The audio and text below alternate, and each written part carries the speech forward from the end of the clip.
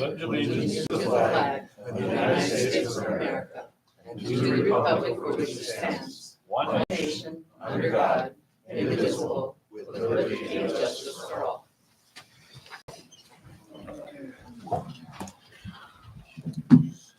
Approval of the minutes of May 6, 2024. Make a motion to approve the minutes of May 16th, 2024 for board and equalization. Commissioner Pierce, is there a second? Second. Commissioner Eulenkamp. Any discussion? No discussion. All in favor, say aye. Aye. Pose same sign. Motion carries. Review of the annual report. We all got a copy of the annual report. Is there any questions? Rob, you got anything to talk Yeah, about? I'll kind of just summarize it a little bit real quick, touch on some of the key points before we get too far into everything. So every year I've got the city broken down into 5 zones, and each year I hit one of those zones with the goal of getting eyes on every property within the city at least once every 5 years. So in 2024, the zone was Zone 3, which is all residential properties between Walnut Street East and Highway 2 and east of College Drive. So the residential properties in that zone were targeted this last year. So I was able to get in about 10.5% of them. So the volume of properties I'm able to get into is decreasing, which I think is just, you're seeing that all over the place. No one wants to let you in the property, which I get my respect.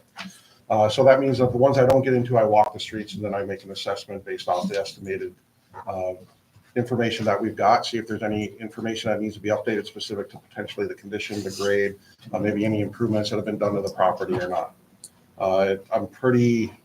I don't make too many changes unless there's something that's glaringly obvious in those situations. One of the things for this year too that I really wanted to focus on was getting the land study done. When you use the allocation method for valuations within mass appraisal systems, the target range is to have your land values to be between 15 and 20% of your total property value. We run at about 10.5% of our total property value. But as I started to look at the land values, I identified that there was really no method for determining the land values within the city. So I prioritized coming up with a land rate and then applying a land rate to the value so that there was consistency and equitable. Everything was fair and equitable as far as how we were determining land values. So predominantly what I ended up using is front foot. It's a standard where you base the value of the front of a property gets more value than the back of the property because the frontage is where more of your value is going to lie. So I went through all the neighborhoods within the city, came up with an average front foot cost that for the values that they were set as is, and then I applied that average to all those properties within that neighborhood. So it resulted in some property values coming down, and it resulted in some property values going up. One of the things also with that is that there are some adjustments that are made to properties. So for example, if you have a vacant lot, that's in the residential neighborhood, there's a 50% obsolescence that would be applied to that. So because it's not improved, there's no improvement on it. So that was consistently applied across the city as well. When you get out to like Highway 2 for commercial properties, use the square foot. You'll see that was used more out there, a square foot rate. So along Highway 2 specifically, any property that had frontage on Highway 2 ended up at a $3 per square foot, which was consistent with what the average value was for those properties out there. And then there was obsolescence again applied for if they're a vacant lot or if there's an excess lot size. So you have a lot that's large, overly large for the area. Then there's a formula that I have that we use to reduce to determine an adjustment to reduce the value based on the excess lot size. So that's really the key of what I ended up doing this year for valuations was focusing on the land values and then making adjustments from there. Rob, Go on ahead. those land values, do those methods you used, where do you get the information on how to do those? Does that come from the state or? So there, it's the best practices within the industry. So IAAO is the International Association of Assessing Officers.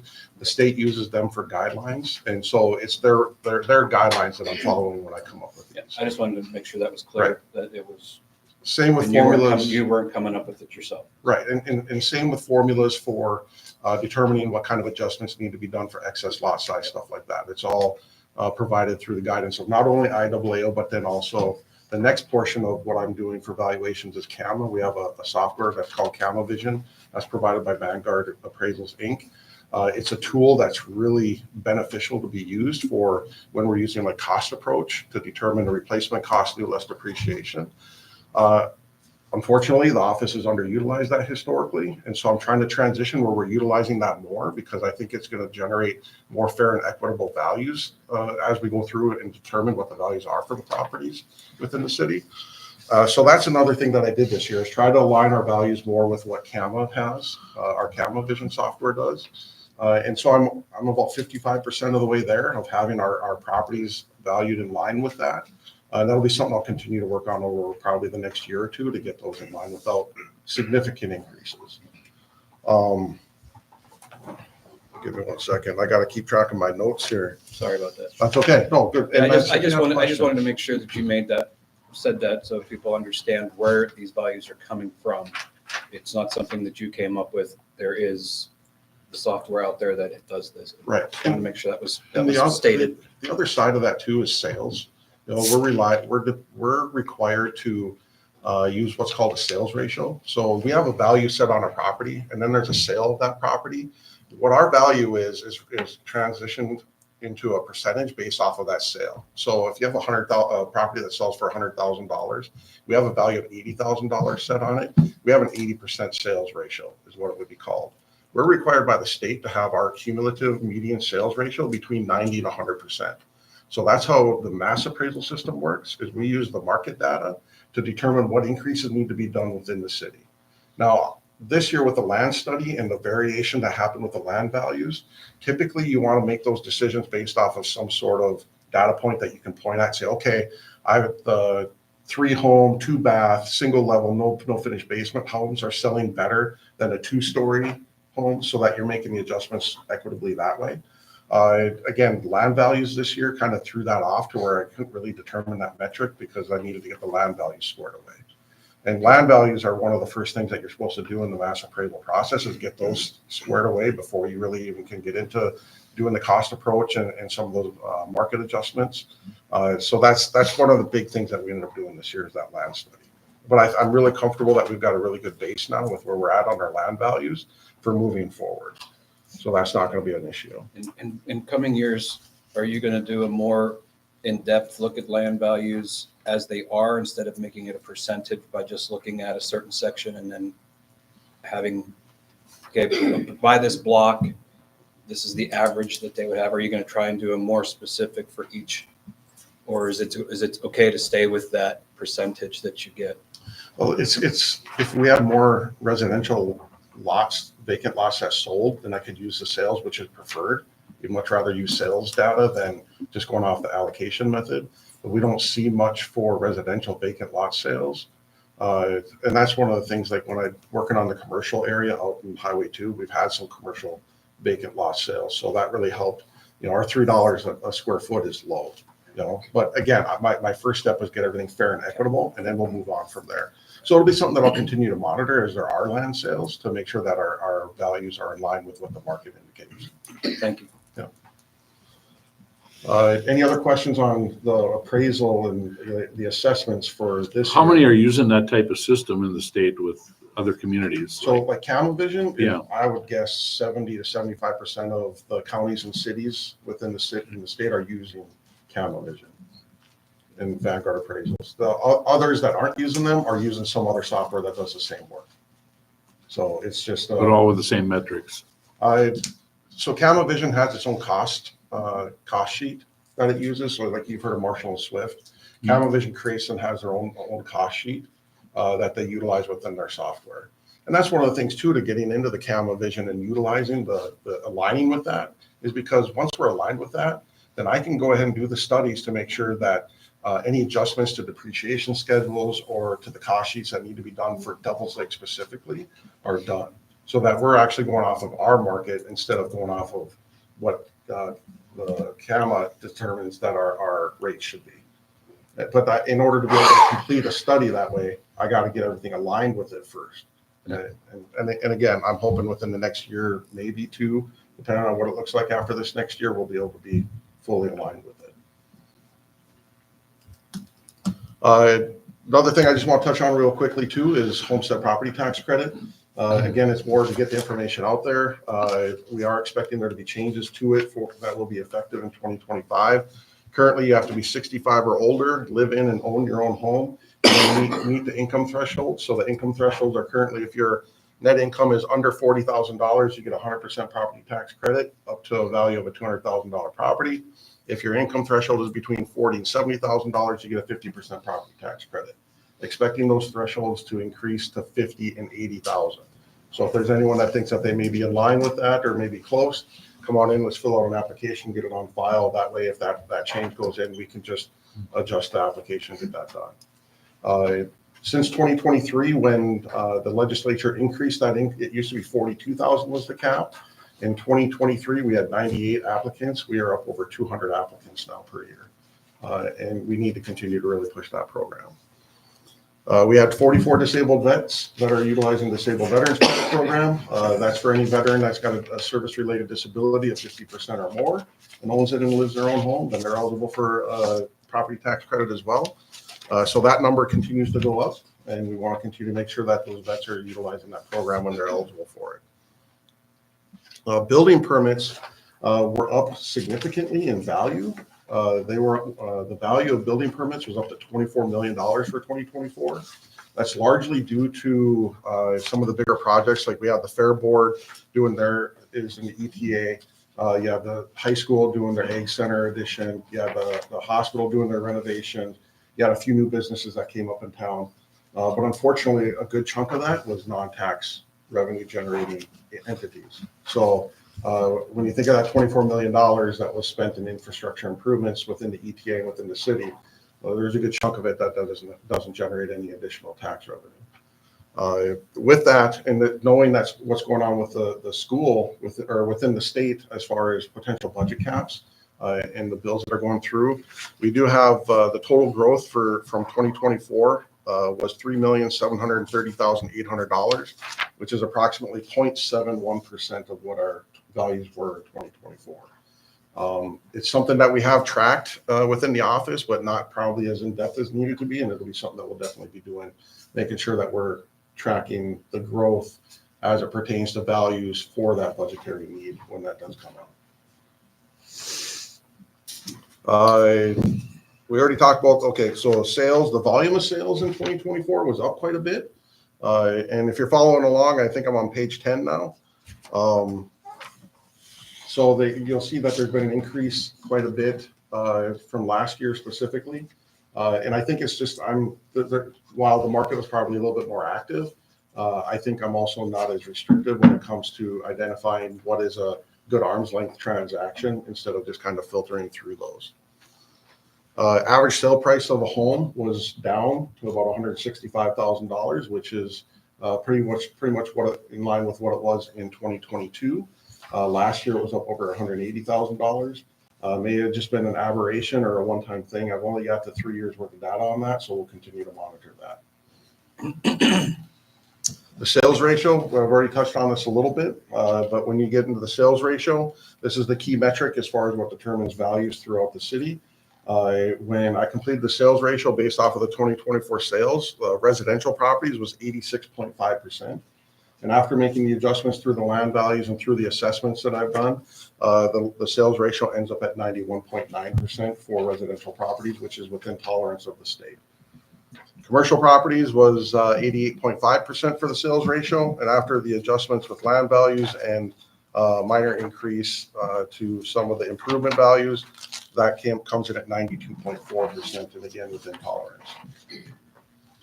The last thing I'm going to touch on real quick is just going to be some of the other statistical measures we started using last year, specifically the PRD, which is the price-related differential.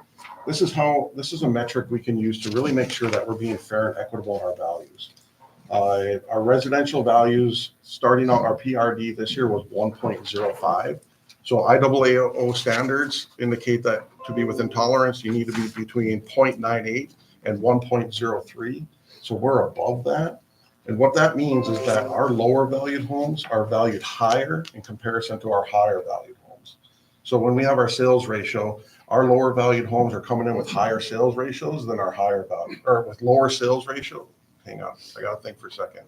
Yeah, with higher sales ratios than when our higher value ones are selling. Those are coming in with lower sales ratios, which means we have lower values on our higher end, higher value properties than on our lower end properties. We did regress a little bit on that this year from 1.05 to 1.06. And again, that's largely due to that land study and the adjustments that we needed to make to establish a good baseline.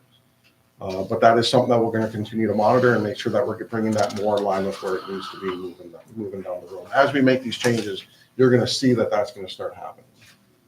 And just for comparison's sake, it was 1.09 when we started last year, when we first started tracking it. So on the commercial side, we're well within tolerance on that. We're 1.01 on both before and both after, which is a good place to be at. So I'm not too concerned on the commercial side.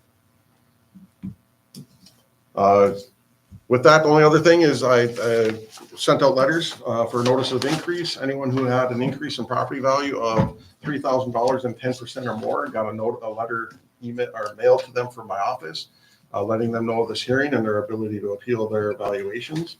There is a list of appeals that I did put in on your desk. These are individuals that have come and spoken to me already prior to the meeting, or have reached out and talked to me and communicated to me. When you look at it, the numbers on the right, when you see a red, that means that there was a change in the value after they came and talked to me.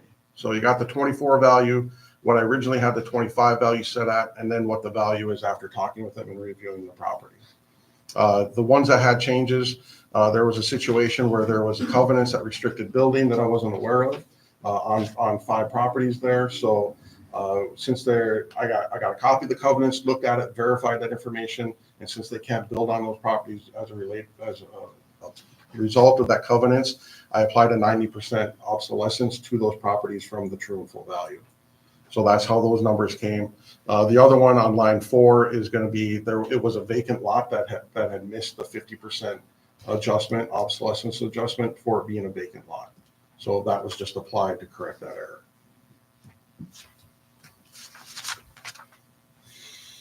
But that's all I've got, unless you have any questions for me specific to the review. Anybody? Real quick, Mayor, members of the commission, if I could just say, thank you to Rob. As you can tell, he takes it very seriously. He does a really professional job. And just in regards to the land study, I know there was, quite a few increases, quite a few letters that went out. But just to let you guys know, trying to make the land values equitable, there were some instances where there was, an 80,000 foot lot that had a value on it and a 20,000 square foot lot right next to it. And the 20,000 square foot lot was valued at more of the land, right? So there was inequities there that we wanted to go correct with this land study. And thank you to the people that, called in advance via the letter and met with Rob. Primarily because, they went and they met with Rob. And like I said, there was a covenants on some of them that we wouldn't know about unless somebody came and told us, right? And the one thing that I know with Rob, overhearing him meet with some constituents, his ego is not wrapped up in being correct with this number. Rob wants to get it right, and he's real and he's genuine with everybody that walks in here. So I want to thank him for that. And if anybody does have questions, Rob is a very good resource. And there are appeal processes that you can go through. Like I said, his ego is not wrapped up in being correct. He just wants to get it right. So. All right, thank you. Okay, well, at this time, property owner appeal time, and I know there's a few people here that probably wish to speak to us. When you do, please come to the podium, identify yourself for the record, and then let us have it. Rick, I guess, please come forward. I don't hear anybody cheering. This is a point Rick where I get LaFleur, sick and have to leave. I live in the area. I've Okay. lived here my whole life, and thank you for giving us a chance to talk to you. And thank you for the work that you do for our community. I really, people have to take these jobs. They have to do it. And the one thing that I'm here actually on behalf of Academy Village. Thank you for taking a look at the covenants and what they actually represented, and really what that project represented for the community back when it was built. It was built in order to provide housing and attraction for people that are elderly, that wouldn't leave the community and they would stay here and be able to, enjoy everything that they loved about the community. And that's what we all care about, right? That's what we're here for. And so that's what Academy Village started as. It didn't exactly end that way for, I guess, several reasons. One of them was demand for building and the complications of building and the cost of building, which all translates into whether or not it's affordable. And that's the one thing that I really want to speak to here. This is just a segue into what I, again, want to talk to you about, and that is the affordability for people to be here. Last year, we talked briefly about bringing all of the political subdivisions together so that we can kind of work in concert with what the community actually can and can't do from an affordable standpoint. And each and every, Rob, you mentioned that, what was the percentage of building that's going on that's non-taxable this year? Yeah, I don't have the exact percentage. Fairly but high, yeah, it was 75 high. or 80%, right? Yeah, it was. That high. means that that's being paid for by others. That's not being paid for through income or other processes. That actually has to be paid for by the people that reside in the community. And really, the study that I think needs to be done is the capacity of the community. And the only way you can do that is by adding up the costs of each and every one of these projects. Maybe you want to extrapolate them out over 5 or 10 years, which is what really should be done. And look at what are these steps that move forward. And that includes the paving of the streets. It includes, different aspects of what we need, of the school system. There are all kinds of things that need to be done. I'm not going to talk about what I think. I'm not the one to do that. I think the people need to do that. But what we really need to do is to work together to determine what is the capacity of the community to absorb the kinds of non-income types activities, and what is it going to take to support it. And you can put that right across the board based on your valuations if you want to.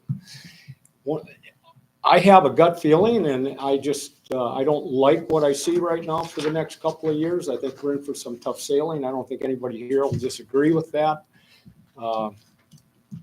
We don't have, when we look at the communities that are in North Dakota, we're all really different. We really are. And, at times we talk about how do we keep all of our people from moving to the west and taking on jobs? Well, right now that's slowing way down. If you haven't been out there lately, you'll see that it has. Those communities that went and built all kinds of different subdivisions for people to move into, they got in trouble in the 80s. They've done it again in a couple of instances where they're having a hard time paying for some of these different projects that got done. But largely, we're right in the middle. We've got some things that no one else has, and we have this lake, we've got, tourism. I get it. People that come here are no different than when we go somewhere else. They help pay for the things that we need. I get that. But the question really amounts to is, are we making long-term decisions? I don't care about short-term ones. I care about, I'm not going to be in the driver's seat at my place much longer, and neither is anybody else for that matter. 10, 15, 20 years isn't much. What are we going to do to make sure the community's here and in good a shape as we found it? And one of the things is to be fair and also to be realistic.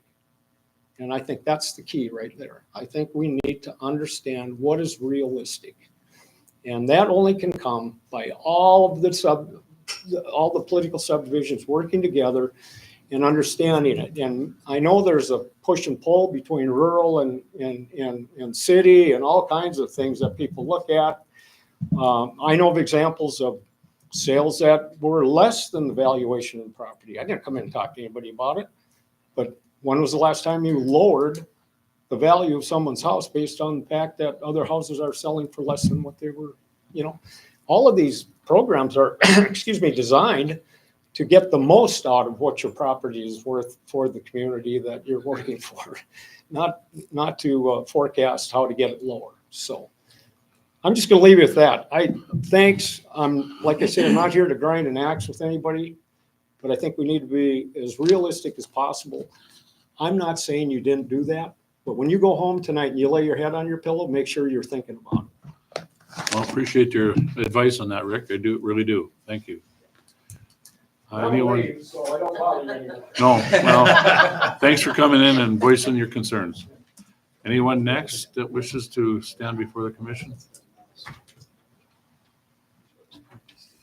Once again, is there anyone else wishing to speak to the commission? Okay, if we are not, we'll move on to 2025 evaluations, and I So, guess you're recommending to have us approve it? yep, I recommend to have you approve. I've got the numbers after those appeals that are in front of you and the value adjustments. Those are considered in here. And that would be, so the total true and full value for the city would be $555,486,700.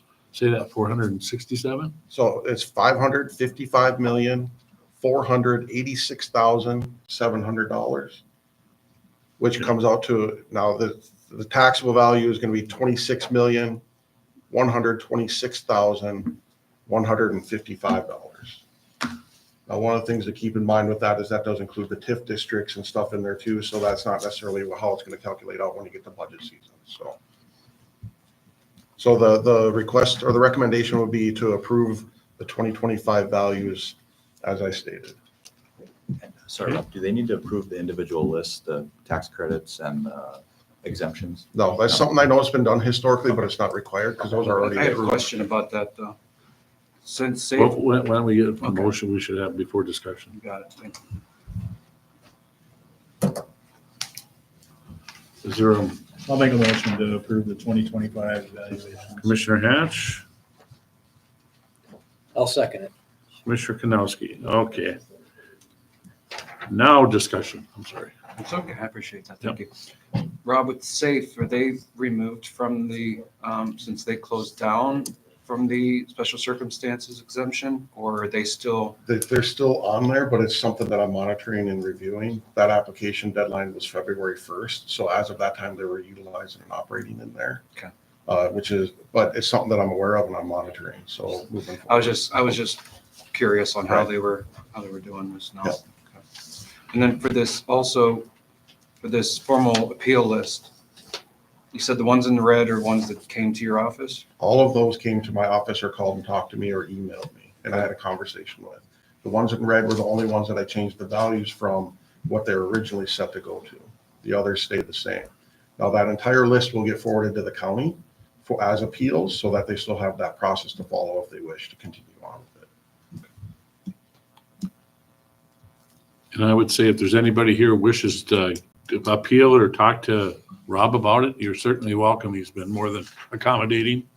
And I think that, I know not everybody wants to get up in front, but please take advantage of that. And for the listening public out there too, that if you've got some concerns about it, please feel free to come in and talk with Rob, because I know that I've heard you've dealt with them very well on the ones that have had appeals, and they make, they plead their case and usually successfully.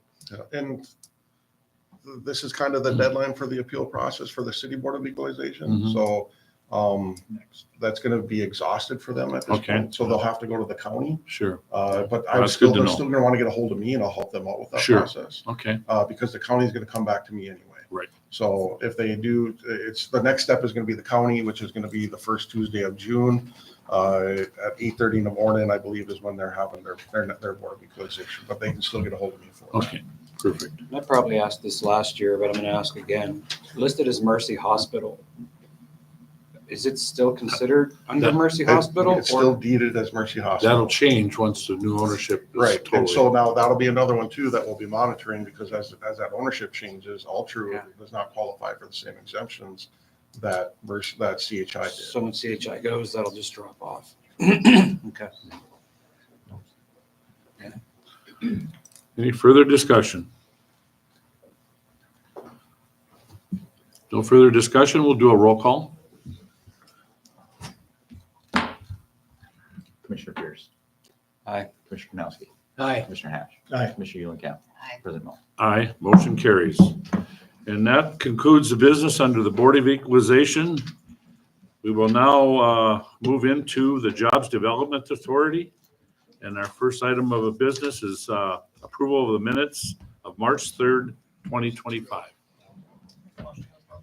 Motion by Commissioner Eulenkamp. Second by Commissioner Pierce. Any discussion? No discussion. All in favor, say aye. Aye. Opposed, same sign. Motion carries. Next item is the release of funds for Dockside Family Entertainment Center. And tonight we have with us two individuals from the park board, Christy and Dennis. If you would like to come forward and kind of give us an update of how things are going at the Dockside. All right. Thanks for having us, Mayor Mole and all the commissioners. I'm Dennis Nybo with the Park District and also with Christy Remick, Dockside Entertainment and Community Engagement Manager. And we're just going to give you an overview of our almost year anniversary. We opened last May, so I'm going to let Christy talk. We're handing out a little information packet of where we are with the different types of memberships and things like that. So I'm going to let Christy take over. All right, thanks for having us today. So I am Christy Remick. I'm managing Dockside as well as community engagement for the park board. So I just did a quick overview. So we are approaching our 1 year anniversary, which is May 16th of this year. Did a current membership over. So when you see the numbers, we don't need to go through all of them individually, but this is our current number of members that we have enrolled at Dockside. So when you look at, say, an annual family membership, there's 209. Well, there might be 5-6 people under that family. So every person is considered a member to Dockside. You can also see on there the number of bowling reservations that we had in the first year, simulator bay reservations, and community room reservations. So the community room falls under birthday parties, field trips if they use the community room, meetings, reservations like that. We've been very busy at Dockside. It's been great for the community. We've had a lot of community events. Just this past week, we had 13 birthday parties between Friday and Sunday. So weekends are chaotic. This week coming up alone, we have youth golf lessons started. Then we have a field trip on Tuesday. We have early out program on Wednesday with another youth golf lesson, St. Olaf Church. And then we have Lake Region Court Bowling League on Wednesday, as well as Men's Golf League. And then we have another field trip on Thursday. So we get a lot of regional field trips as well as community-wide field trips. We've tried to do some community events because we are a community-based center. So we want to do things for the community. So we've had a Halloween party, Christmas ugly sweater, Rotary did a pajama party. We've had an indoor 5K there. We have a lot of upcoming community events. So like I said, on Thursday, we have Bowl with the Sheriff Off, which is coming up, Easter party, and we have a Taylor Swift party coming up as well. When's that? May 22nd. I'm Stacey busy that Hagan's day. doing that one, but yes. So we've been able to have a lot of different groups of the community. Lake Region Corps Bowling League has 31 bowlers on Wednesdays right now. It's a lot of fun. It's so fun to be in the building at that time when they're in there. Youth golf started today, so we had 5 through 8 year olds today, and then we'll have 9 through 13 or 9 through 12 on Wednesday. We do a lot of split the early out, and we partner with the school so kids can actually take the bus to Dockside. So that's been a really good advantage for parents. So they take the bus and hang out with us. We've done pickleball classes.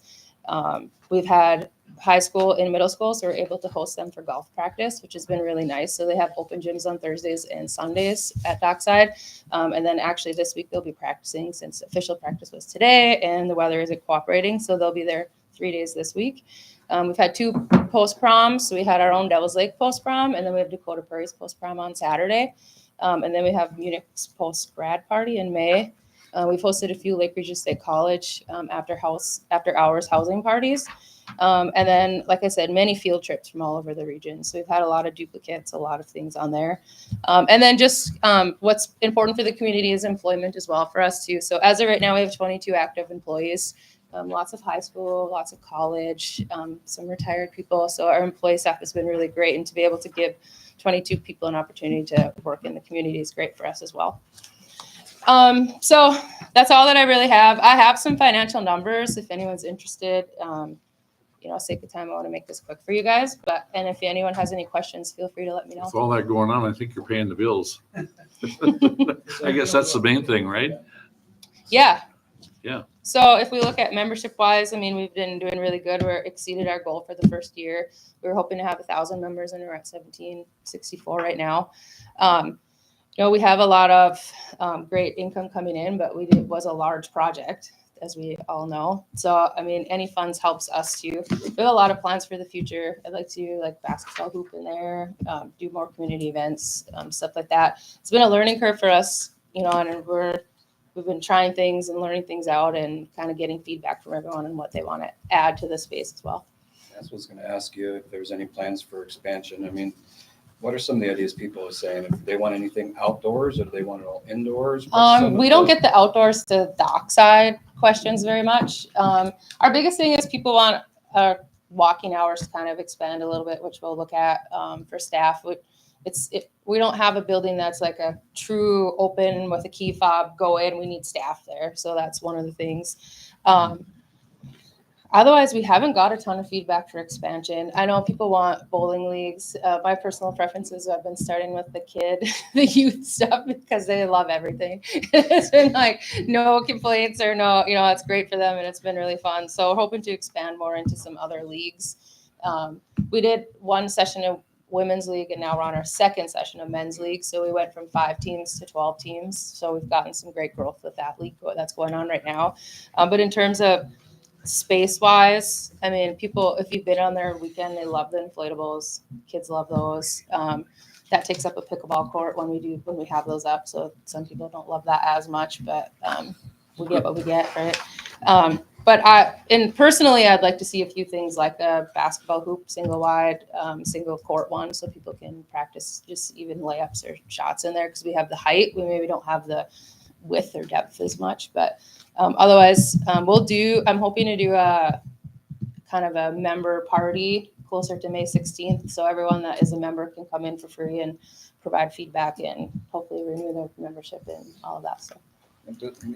My main concern when this went up was, is the use of it going to sustain, or are people going to be like everything where there's a shiny new toy and then all of a sudden drop off? Exactly. You're seeing a constant sustain of it? Right now, growing? seeing a constant sustain, but we are hitting our second summer. Yeah. So our first summer we renew, so we'll hit our second one. So we're keeping a watchful eye on that, especially with memberships. It was May, so we're coming into the beginning of summer to See how many people renew, and then just trying to do different activities, different parties, getting different leagues in there. We had youth bowling league. We had 18 third and fourth graders do it. So hopefully we just keep that number up and keep activities going, which will hopefully sustain us through the summer. And what happened with the pickleball courts that they needed to be redone? What was the issue? That was space. Okay. I mean, so when the architects put them in, I mean, you've been in the building, there's only so much space that you can deal with. So court-wise, the architects felt that they were putting them in a certain spot. It also had badminton lines, which is pretty common for a gym type setting. They didn't want badminton lines in there. So we removed badminton lines. We could only bump one court, maybe 4 feet. I mean, we only have so much space because you hit the track or you hit the wall. Yeah. But I mean, if you look at our use of the building, I mean, the pickleball group gets the memorial building and they come to Dockside as well. But we've been able to use the space for a lot more community type of settings. I mean, we have inflatables on there. We have soccer nets that we put up there. The kids play football on there. I mean, so it's not just a pickleball space. Yeah. And we have been able to adjust. This last week, the memorial building was used for the farm to table for the 4-H group. So we removed the inflatables, made sure the courts were all ready to go, and they spent the week in there. So I haven't heard. Is there Nothing anything like that can cover those courts with so many activities going on it to kind of protect that surface itself? Is there anything that can be done, I like think it's mats or meant to okay? be pretty durable It's a as very a durable court. surface, so it's Mhm. more multi-purpose type of a Mhm. rubber flooring, so. Well, it's a heck of a good report. It's Any other great to see questions? it. Yeah, thank you. It's been a great space. I'll make a motion to release the funds for Dockside Family Entertainment. Okay, we have a motion to release funds. Second. Commissioner Pierce and second by Commissioner Eulenkamp. Any discussion? Roll call. Commissioner Pierce. Aye. Commissioner Kanowski. Aye. Commissioner Hash. Aye. Commissioner Eulenkamp. Aye. President Moore. Aye, motion carried. Great job and thank you Thank for you. coming in with Thank the you. update. Appreciate you guys. Thank you. Appreciate it. You bet. There's a golf course over Next item, the facade loan for Old Spirit and Sushi. Brady. Hey guys. So I think everybody's aware that the Old Spirit and Sushi is going to open up in the Old Thirsties Bar location. I met with the owner a couple of weeks ago and he's looking at getting the facade redone. He's going to be going through decorated wearables for that. And I did attach the new logo to that, if you guys can see it. So I'm not sure how much you guys already know about the new restaurant, but from my understanding, it's going to be both sushi and kind of a burger bar joint. Second floor is mainly going to be the sushi area, and it's also going to be with serving boba tea, if anybody's familiar with that. But yeah, he asked for $10,000 and he wants to pay it back in 1 year. So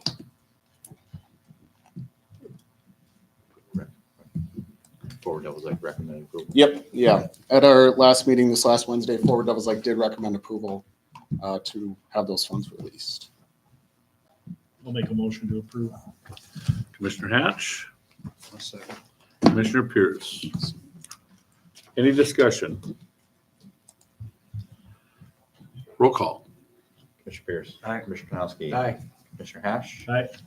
Commissioner Eulenkamp. Aye. President Moen. Aye, motion carries. Okay, next item, a small business revolving loan for Made Right Cleaning LLC. Brady? Yeah. So Made Right Cleaning LLC is owned by Mariah Schmidt, and she's actually here tonight to answer any questions and just kind of discuss what her plans are. But she is looking at expanding her business, equipment, part-time employees. And I guess I would just like to give Mariah a chance to introduce Absolutely. herself. And Mariah, if you'd come forward, identify yourself for the record, please. Thank you. Hello, Thanks for coming. everybody. I'm Mariah, owner of Made Right Cleaning. A little bit about what my company does. We offer commercial cleaning services to the Lake Region. We specialize in a lot of different areas of the Lake Region community, not only with our services, but with our teams of people that we employ. Something that sets my company apart from a lot of other employers in the community is I work with people in their lives. I work around their lives so that everyone has the opportunity to tap into a flexible job where they walk into that door and they are recharged. I want people to come, love what they do so they feel like they never work a day in their life. fire department. I might put out dumpster fires, but not like they do. Oh, you know, revenge is sweet. It may not come right now, but revenge will be happy. Mayor, members of the commission, just let you, so, Forward Devils Lake recommended a $10,000 zero interest loan. And then upon, we'll say, proper payment for a full year, we could reevaluate whether or not the first, because small business revolving loan fund up to $20,000. So we did, so Forward Devils Lake recommending the 10 at 0%. This is a 3-year. Yeah, over 3 years. After the first year, if full proper payment, we'll talk about the next 10,000. That was what's recommended by Forward Devils Lake. What kind of equipment you're looking at purchasing? I'm looking to tap into the floor buffering, waxing. We need commercial wet vacs, stripping machines, waxing machines, which Non-cheap machines. they're not cheap. I need the time to research the machine so I know exactly which type I'd like to tap into. But I do believe that the business will help flow that productivity as we get there. How many clients do you have right now? That's a loaded question. Would you like to know our commercial contracted clients? Sure. We have 15 Okay. on in-house that we're a contracted cleaning company for Agassiz properties. We handle Summers Manufacturing all the way down to smaller businesses such as Gate City. When I say smaller, I'm talking about square footage. We have provided move-out services for all sorts of real estate agencies across the state. We've provided move-out services for residential clients in the past. We no longer clean houses. That's the only, I have to put that out there. Everyone thinks that I used to clean them myself, so everyone thinks we still do houses. But what I'm looking to is to really focus on the commercial industry here in Devils Lake. Nobody can call anybody to come in and do their floors.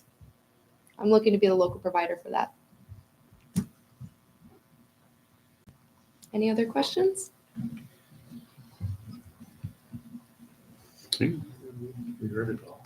Yeah, we heard it. Yeah, you guys heard a lot. We got a better version. You guys are getting the footnote version. I'll make a motion to recommend approval for the $10,000 for 3 years for Made Right Cleaning LLC. Okay, Commissioner Pierce, Second. Commissioner Eulenkamp. Any discussion? I just want to say thank you for keeping us in for being in Devils Lake for this, and wish you luck on getting the extra employees that you want. I'm really proud to be back in this community and really proud about having my part to play and help grow and make it better. So thank you. I appreciate that. Okay, no further discussion. Roll call, please. Commissioner Pierce. Aye. Commissioner Kanowski. Aye. Commissioner Hash. Aye. Commissioner Eulenkamp. Aye. President Moe. Aye, motion carried. Okay, that concludes the business for the Job Development Authority. We will now close that and move on to the City Commission meeting. First item is approval of the minutes of March 3rd, 2025. Make a motion to approve the minutes of March 3rd, 2025. Commissioner Pierce, Second. Commissioner Eulenkamp. Any discussion? No discussion, all in favor say aye. Aye. Opposed, same sign. Motion carries. Minutes of March 17th, 2025. Commissioner. 17, 2025. Commissioner Eulenkamp, Second it. Commissioner Kanowski. Any discussion? No discussion, all in favor say aye. Aye. Opposed, the same sign. Motion carries. Approval of the minutes of March 26, 2025, our special meeting. Make a motion to approve the minutes from our special meeting for March 26, 2025. Commissioner Pierce, I'll second. Commissioner Hatch. Any further discussion? No discussion, all in favor say aye. Aye. Opposed, same sign. Motion carried. Nothing under awards and proclamations. We have a public hearing of Pine Meadows subdivision, but that'll be tabled to the next meeting or whenever it comes up. Could just for the record, can we just get a motion to table it? Oh, I'm not sure if it's absolutely necessary, but just for the I'll record. make a motion to table the public hearing until further notice. Commissioner Pierce, Second. Commissioner Eulenkamp. Okay. Any further discussion? If not, all in favor say aye. Aye. Opposed, same sign. Motion carries. Nothing under bid openings, visitors and delegations. First item is Devils Lake Chamber and Tourism, and our friendly Chamber Tourism lady is present to give us a wonderful report. Good afternoon. Welcome. For the record, Susie Kenner with the Devils Lake Tourism and Chamber. First of all, I want to thank Mr. Kanowski, Chairman, or Commissioner Kanowski, for opening the window, because I think it cooled off like 10 degrees in here since you did that. So I really, really, really appreciate Well, at it. least he was good for something, I right? know, right? Well, our new chief tried to close it, so I don't know what's going on over there with their little war. But thank you for thank you for letting me attend tonight. I come once a year to give you our tourism update. Just want to start off by saying we don't have numbers for 2024 yet, but in reference for 2023, tourism is about a $60.7 million economic impact to the Devils Lake community. So it is a rather large revenue source for us. So we try and keep going with our efforts. And I want to talk briefly about our 3-year strategic plan. We are in the 3rd year of that right now. And I should back up. I did give you guys a packet, and there's our fiscal report inside. We've been working really hard on our 3-year strategic plan, and I can tell you that as of this past year, we incorporated some email marketing into our realm of things that we're doing, and we now monthly send emails to about 2,500 people that have subscribed to our list. We've developed the first of many cooperative marketing plans that we are working with our partners. The first one, we are working with our guides, our outfitters, and our resorts to see how we can incorporate that particular plan and see how well it works, and hopefully move forward with other businesses in the future. We've made improvements to Bridgestone Park, and we've put together an activation event with the Hometown holiday celebration. Thank you in part to the city for all the work that you guys helped us to do that. We're working on some downtown alleyway lighting right now and some mural placements through a new Artists on Main Street grant that we're hoping to pull together in the next year. And we have meeting space information coming out on our website. So that was one of our goals. And now with everything being developed, it's a good time to do that. And we have enhanced or working on enhancing our workforce experience with information on our website through the RWIP grant. And as you know, the Chamber of Commerce took in that $490,000 through the Department of Commerce for those RWIP grants. But I just want to note that with that, in relation to tourism, it's giving us an additional $168,000 this coming probably like 4 or 5 months to push out to different communities to try and enhance them to not only visit here, but come and work here in our jobs. So we are going to have a bigger push on some of that marketing efforts. With that, we have 8 new videos coming out that will reference different people that have moved into the community and why they love it. We have 4 videos coming out that really pull in the day in the life of 4 different families that live here. And we're also working with Camp Grafton to pull in kind of the military aspect of it. And it's kind of a cool video where we'll have a couple of gentlemen in fatigues showcasing them working, but then jumping into their boat and launching at Camp Grafton and heading on out fishing for the day, and just kind of pulling in some different fun things relating to why it's so fun to live here. And then our new visitor guide, we've renamed it the Inspiration Guide instead of the Visitor Guide, and we're looking to expand on that in the future as well. I also want to point out, and these are not our projects at Tourism in the Chamber, but I think it's important for everybody to realize the strides that our community has taken on that tourism aspect of things. We are close to having the Ramsey County Event Center. We're close to having the Shores out at Woodland Resort for different events that can be hosted out there. The expansion of the Devils Lake Regional Airport and our soon-to-be direct flights to and from Denver. Dockside Entertainment Center, Bobber's expansion out at Woodland Resort, some new shopping experiences in downtown Devils Lake, and the group out at Ski Jump Hill is working to make improvements out there. So like I said, those are not our accomplishments, something that we get to promote in the area. But I just want everybody to take pride in what we have here and what we The have Arts to Center, offer. that's been huge. What's that? The Arts Oh, Center. yep, and I forgot the Arts Center. Yeah. that's- Yep, thank you for that. Have you heard anything about the progress? I know they were putting in these boat docks or dock for handicapped folks with the left. Have you ever heard of where the process of that is? Yes. So right now we are working through all of the funding. We just received our large grant that we requested through the Garrison Diversion. They're going to give us just shy of $44,000 for that. Superior Walls in Bismarck is working on making all the forms right now. I do need to find a 40-foot crane to move everything in. But everything is looking to be on target for the last few days in May or the first couple days in June, just depending on when load restrictions come off and we can move everything in. And we will have a dedication ceremony on June 8th. That's awesome. So Sunday morning at about 8:30 in the morning for that. Yeah. Yeah. So we're, Thank yeah, you. it'll be exciting that we'll be able to utilize that throughout the summer months. That'll be a good thing Yeah. for tourism too. Yep, exactly. And, Speaking of Dockside Entertainment, we've partnered with them as well. And they forgot to mention on one of the things that they're hosting, we've worked with them to coordinate a Military Family Appreciation Night. And that's coming up on May 1st. So that's another area that we're utilizing them in the community. But we've worked with them to pull together coupons for different sporting events that are coming in.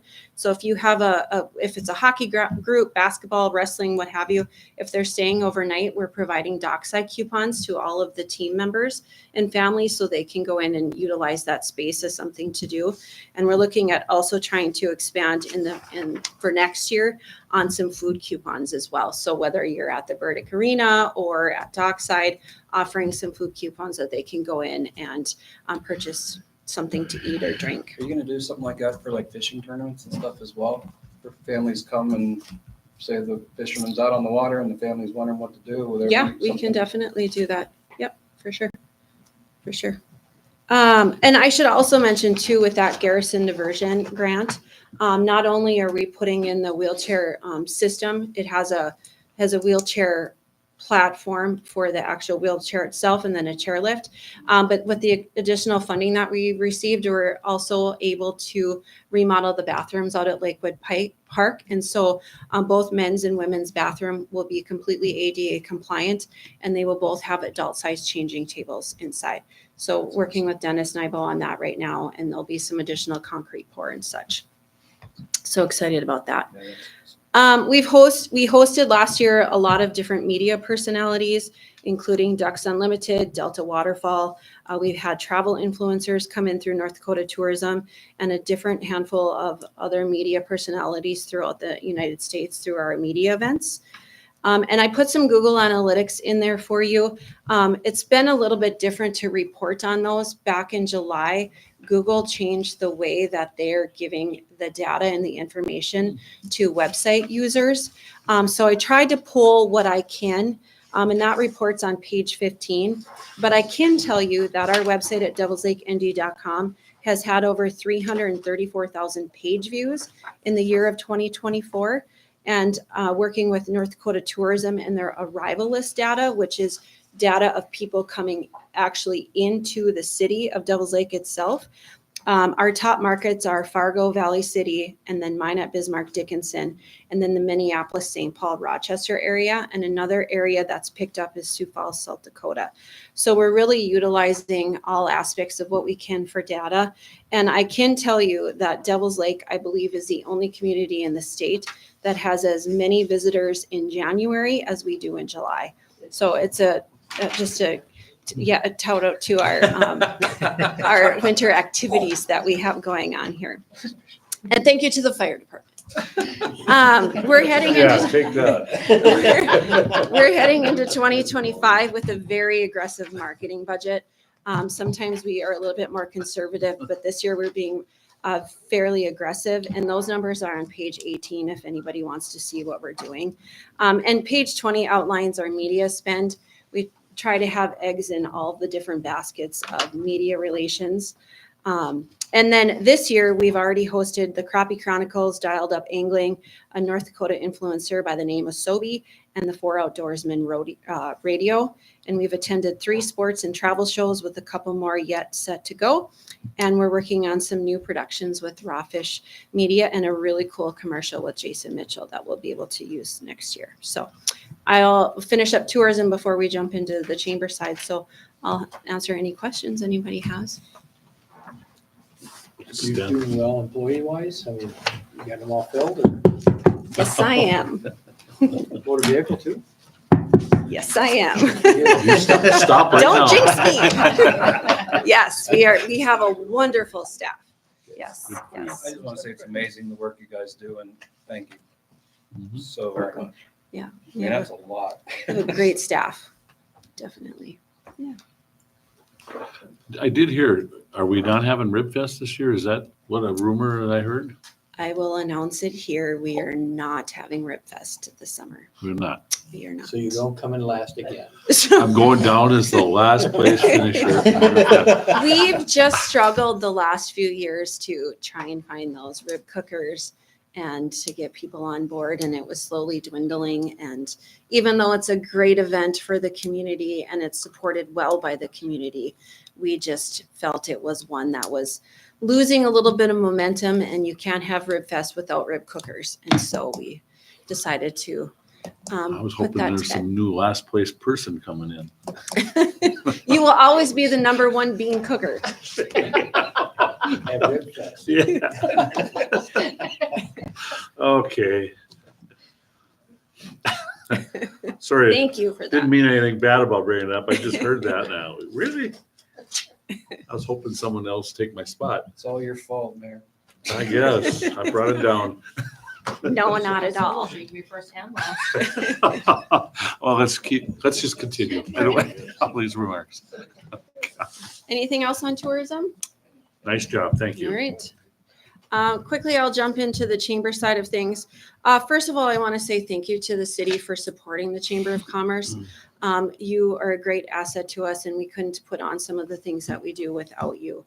So we really appreciate it. And that goes anything financially to knocking on doors or making phone calls to come out and put up and down Christmas trees and whatever else we need to do. So sincerely, we say thank you. And there's still a base that needs to come out, so just reminding you of that. But I pulled together a little bit of a different report for you guys today for the chamber, and it's in the packet. But we've never really had a year in review of the Chamber of Commerce and never really had any benchmarks that we can look at year after year to see how we're doing, where we need to go, how we make our future thrive even better. So we put together that year in review. A couple of things I want to highlight on there is in 2024, we had 16 new members of the Chamber of Commerce, and we had 258 renewing members for a total of 274. And so when we take into account the few members that did not renew for whatever reason in 2024, we have a 95% retention rate at the Chamber of Commerce. So I'm very happy and very thankful for the members and the businesses that we have in the community. We had 9 milestone moments, which are ribbon cuttings, groundbreakings. We hosted 14 community events, 7 educational events, 6 networking events, and 2 workforce events for a total of 38 small and large events in 2024.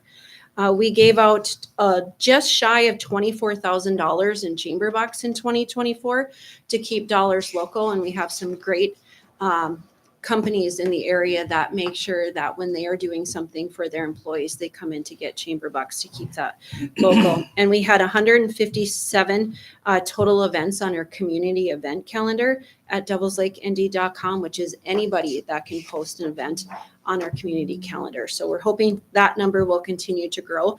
But I think for 2024 and it being a newer website, it's a pretty good number. I had mentioned earlier that in total we had 334,000 page views on our website, but we had little over 115,000 of those clicks on our membership directory and our membership listings for our businesses. So want to point that out, that one of the things that we give to our businesses is some marketing, and this is a great way for us to give back to our businesses with all those clicks on those directory links. Right now, we are working on a strategic planning session. We are holding that on Wednesday. We have major updates coming out on our website that we're working hard on, especially because of those RWIP dollars. And there's also a new tagline that you will see in the packet. We worked with Odney Advertising for the new tagline. You will see under our logo that we will incorporate with anything relating to marketing to the workforce. And then honestly, right now, our Chamber of Commerce is working on all of the events we have coming up. And just to name a few that you guys are helping to sponsor, we're partnering with NDSU Extension on our grant writing class. We have our beer crawl, Military Family Appreciation Night, working with Stan on Devil's Run. We have our Chamber Walleye Tournament. A new event this coming summer with our Wheelchairs and Walleye project is the Children's Mobility Awareness Festival, which will be held that day, and then our golf tournament. And then moving on to the fall, believe it or not, we're already in the planning stages, but our community fish fry and corn feed, our wine walk, fall festival, holiday showcase, small business Saturday, and hometown holiday celebration. So I'm hoping that you guys will be willing to release the funds for us, and I will answer any questions. Tried to call. I never returned the call back to you, but thank you for calling me back. Yes. I was sitting there thinking as a kid, what did I enjoy doing? What did I look forward to as a kid? Coming to my town where I lived in Pennsylvania. Have we ever had like downtown street fairs? Not like the touring carnival thing, but it's just a small, like a street fair with game booths, things of that. We kind of hold the fall festival right now in I believe it's in September here this fall. That and Crazy Days used to be a lot bigger.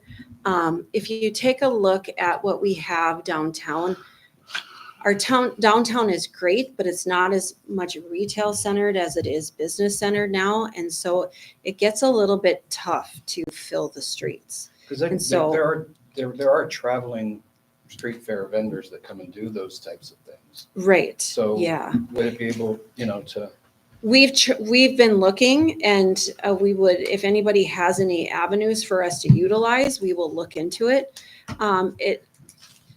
It gets a little tough to try and find, working around the state fair schedules and whatever else. yeah. A lot of them are traveling to different areas already.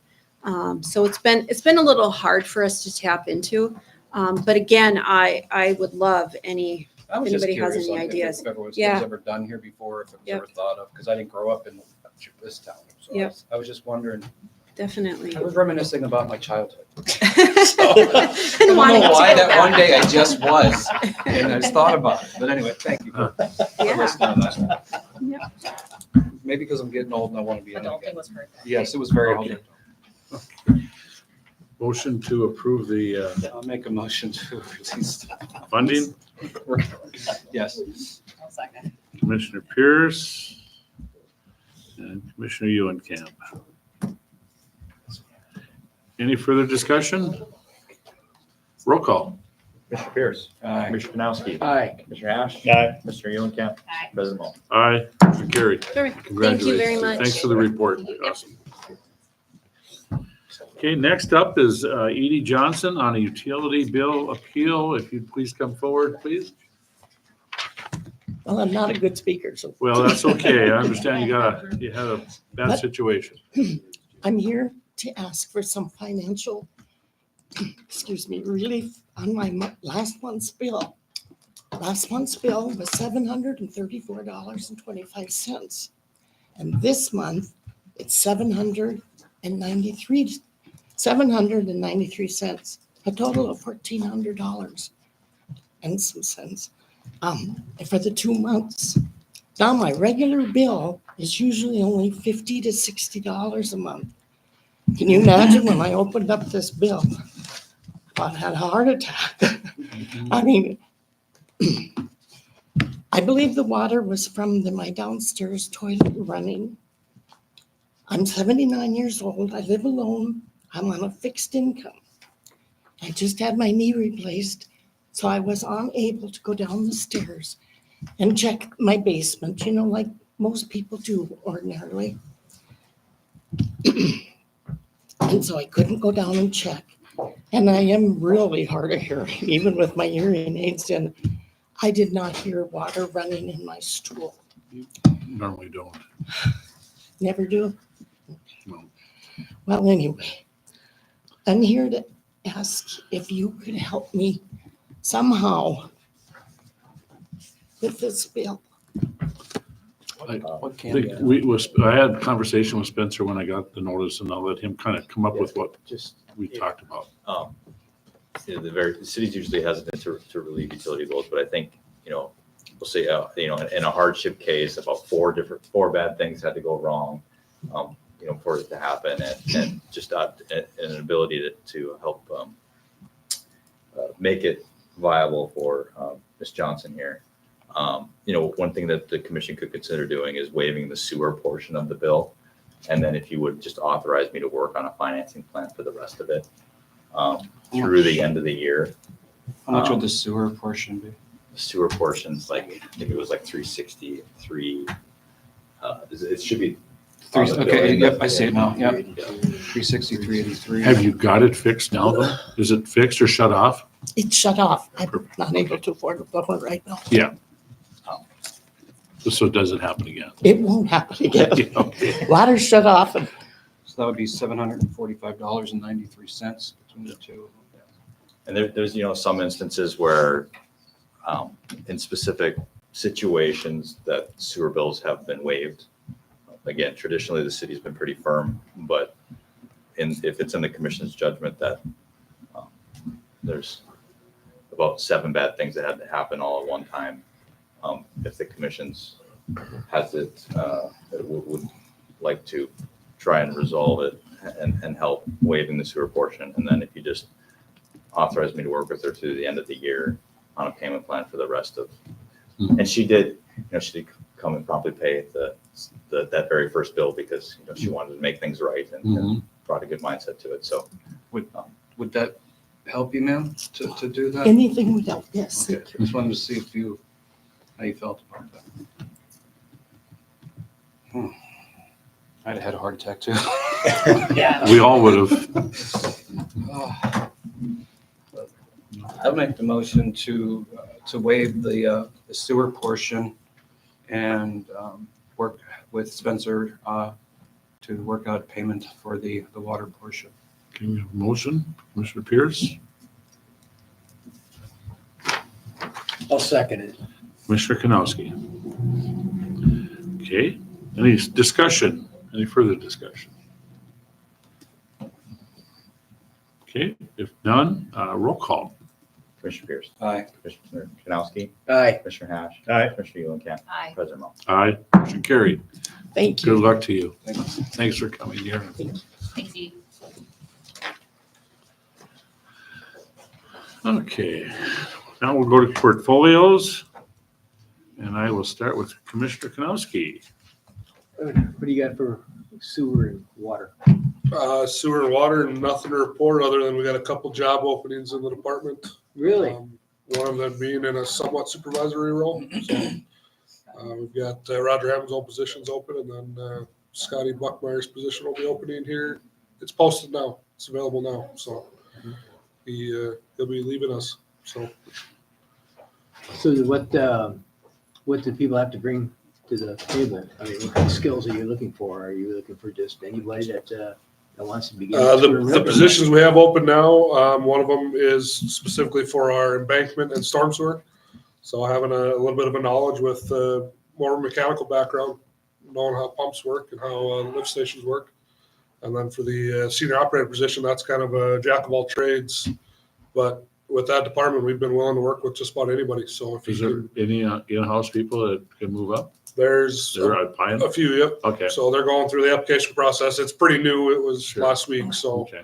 but we've got it posted already, ready to go. So job descriptions are on the website, job service, they're all over the place. So they're out there available to be open. So we do have two higher level openings in that department.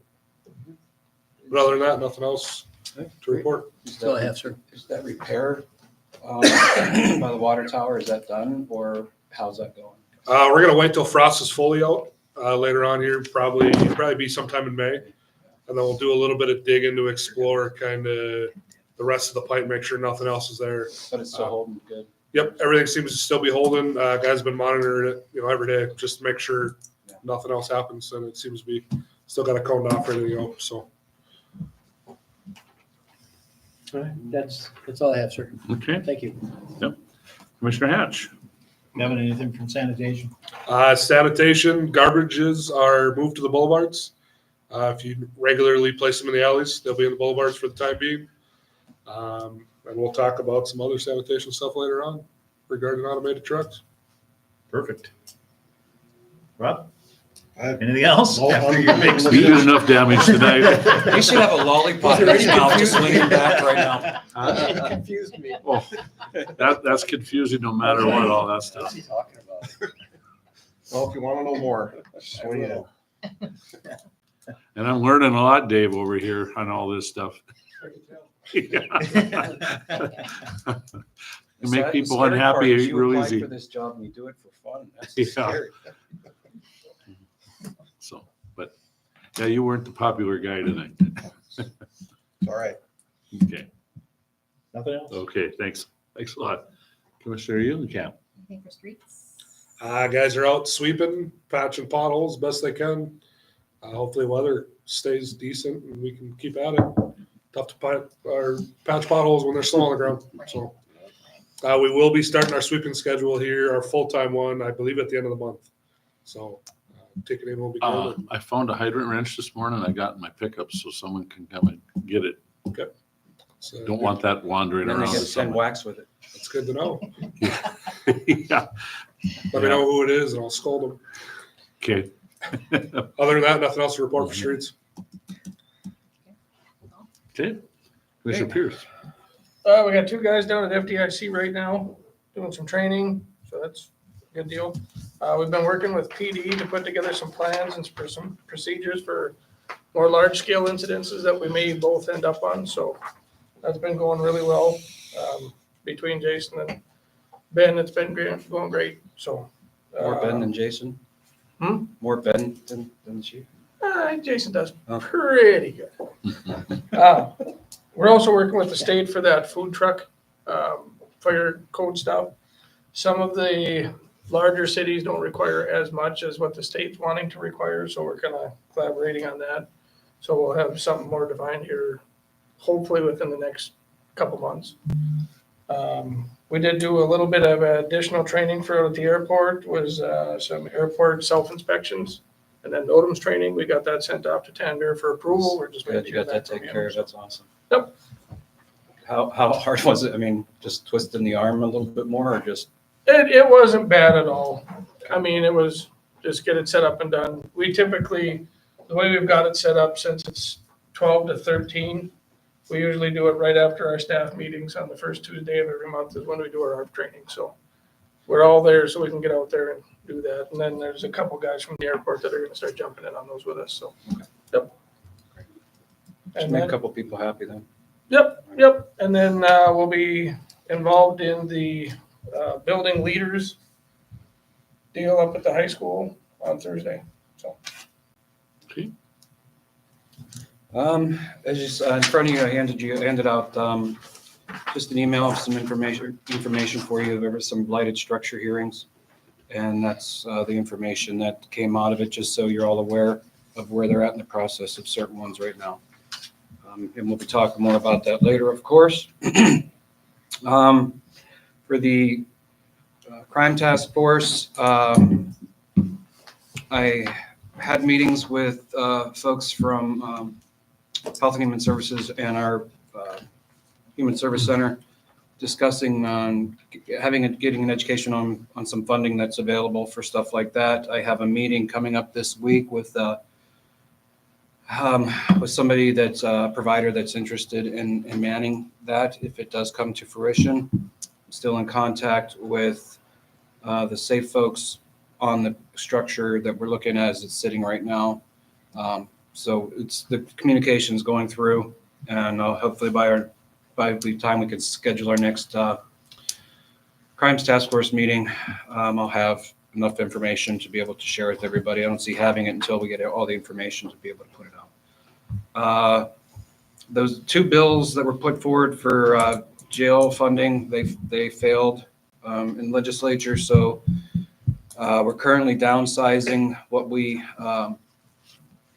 planned for a new facility to make it more affordable, but still keep the need that we have for the community, for the county.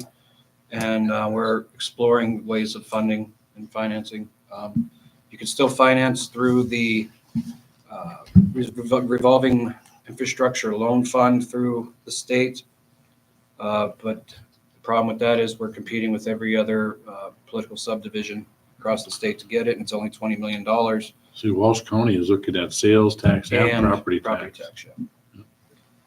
But we're trying to get it, it's right now around 55 to 57 million for the proposed facility. We're trying and get that down closer in the 40, lower 40 millions. And then we're cutting down sizes of certain places. See, is that the way we want to go? We can, because the facility, the way the company we went with, it can be added on, no problem in the future. If we at least get the facility, up and running, because we got people coming in and they're going to look at the foundation that's crumbling and the water pipes. They're going to try and see how they can patch those and fix them. I just don't want to keep, pardon my French, folks, I don't want to keep polishing a turd. We're wasting hundreds of thousands of dollars to keep polishing that. And we're just trying to be fiscally responsible in this and figure out ways that we can do this without hopefully having to put a tax vote forward. If it means raising fees, because we are one of the lowest charging for fees in the state for our facility. And if they have to go up and gradually come back down as the payments are made, so we can make these payments for a loan, whatever we got to do, we're just going to look at all avenues to try and look at this. So meeting, and then we're looking at having meetings with Rotary and other organizations, bringing it forward to them just so they know what's going on and what we're looking at. Also, I will be attending an online seminar for mental health and criminal justice seminar on April 30th. It's a nationwide seminar to kind of go over what's going on within the jails with the mental health crisis and everything else, to try and get some ideas of what may work here in Devil's Lake. So other than that, Mayor, that's all I have. Pending any questions. Okay, thank you. Chief? Mayor? No. We, I think we did get to the action items on the energy engineering portfolio. Sure. Demo's got just a quick couple briefs and then action requested from you. Okay, we'll go through that and then, Is that okay? Sorry. well, maybe I can just quickly go through the chief here. Sure, mine won't take long. Nice letter you got. Yeah, that's what we do in law enforcement. We help each other out. And, us, Ramsey County, Benson County, assisting locations during that incident on March 4th.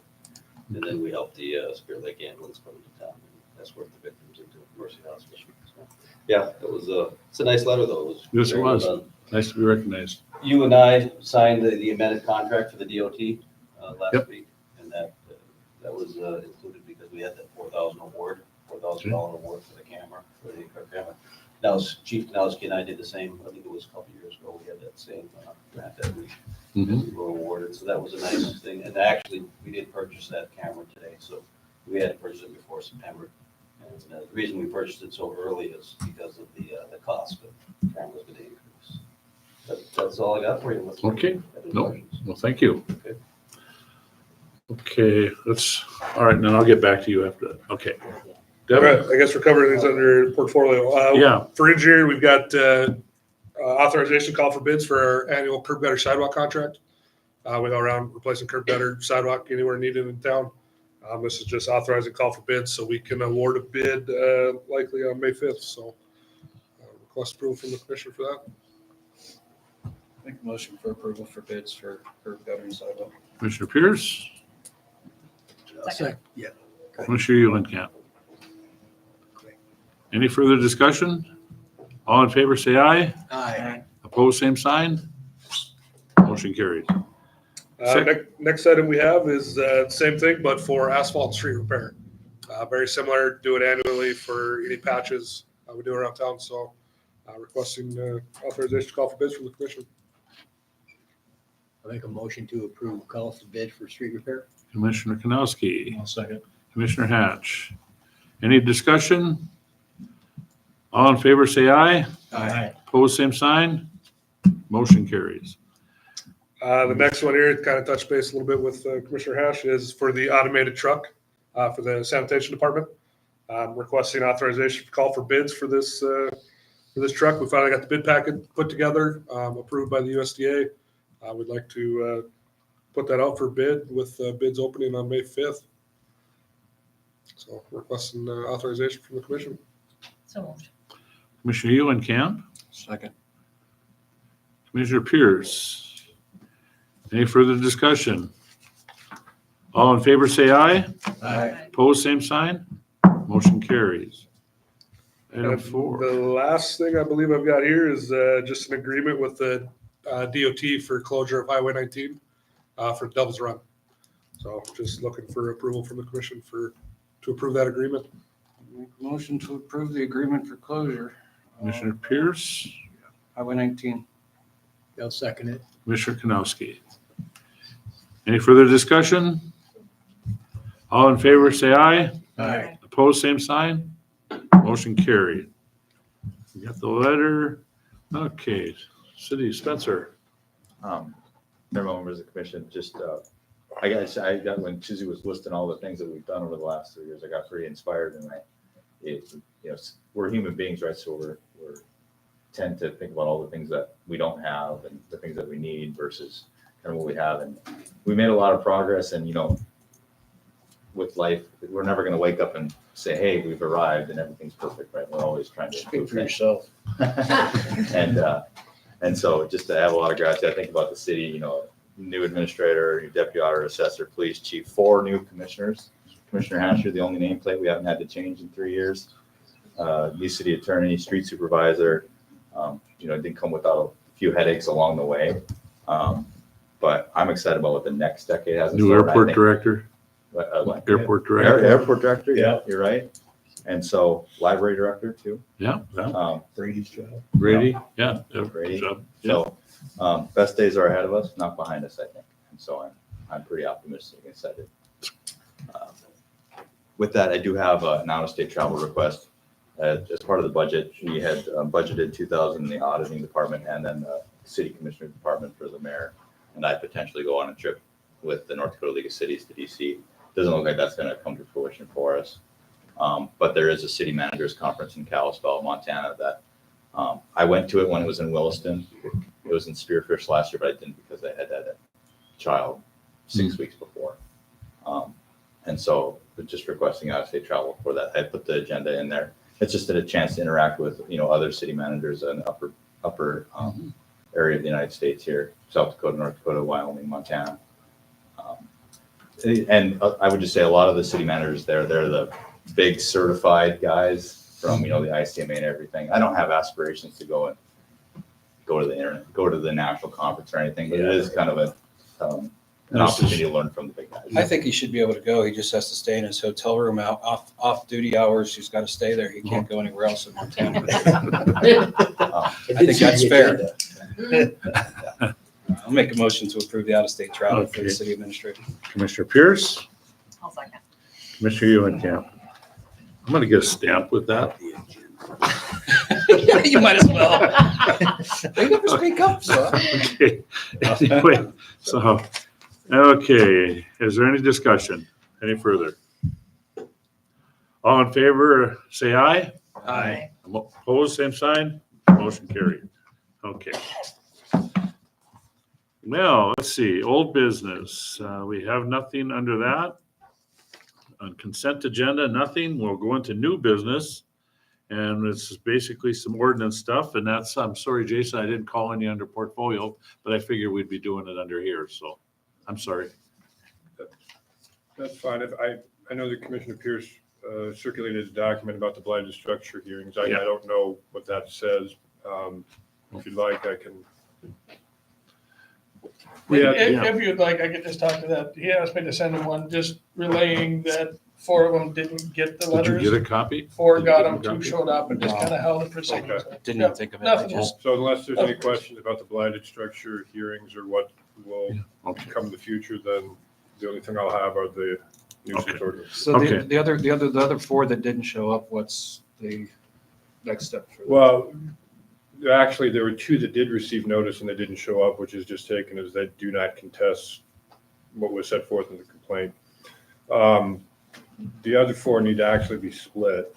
For one of them, the property in question was sold, and that was made known to me about 1 week before. Yeah. 1 week before the hearing, so that one will have to start the process all over again. For the other 3, we'll serve that same notice, the same complaint, notice of hearing, using a sheriff's deputy.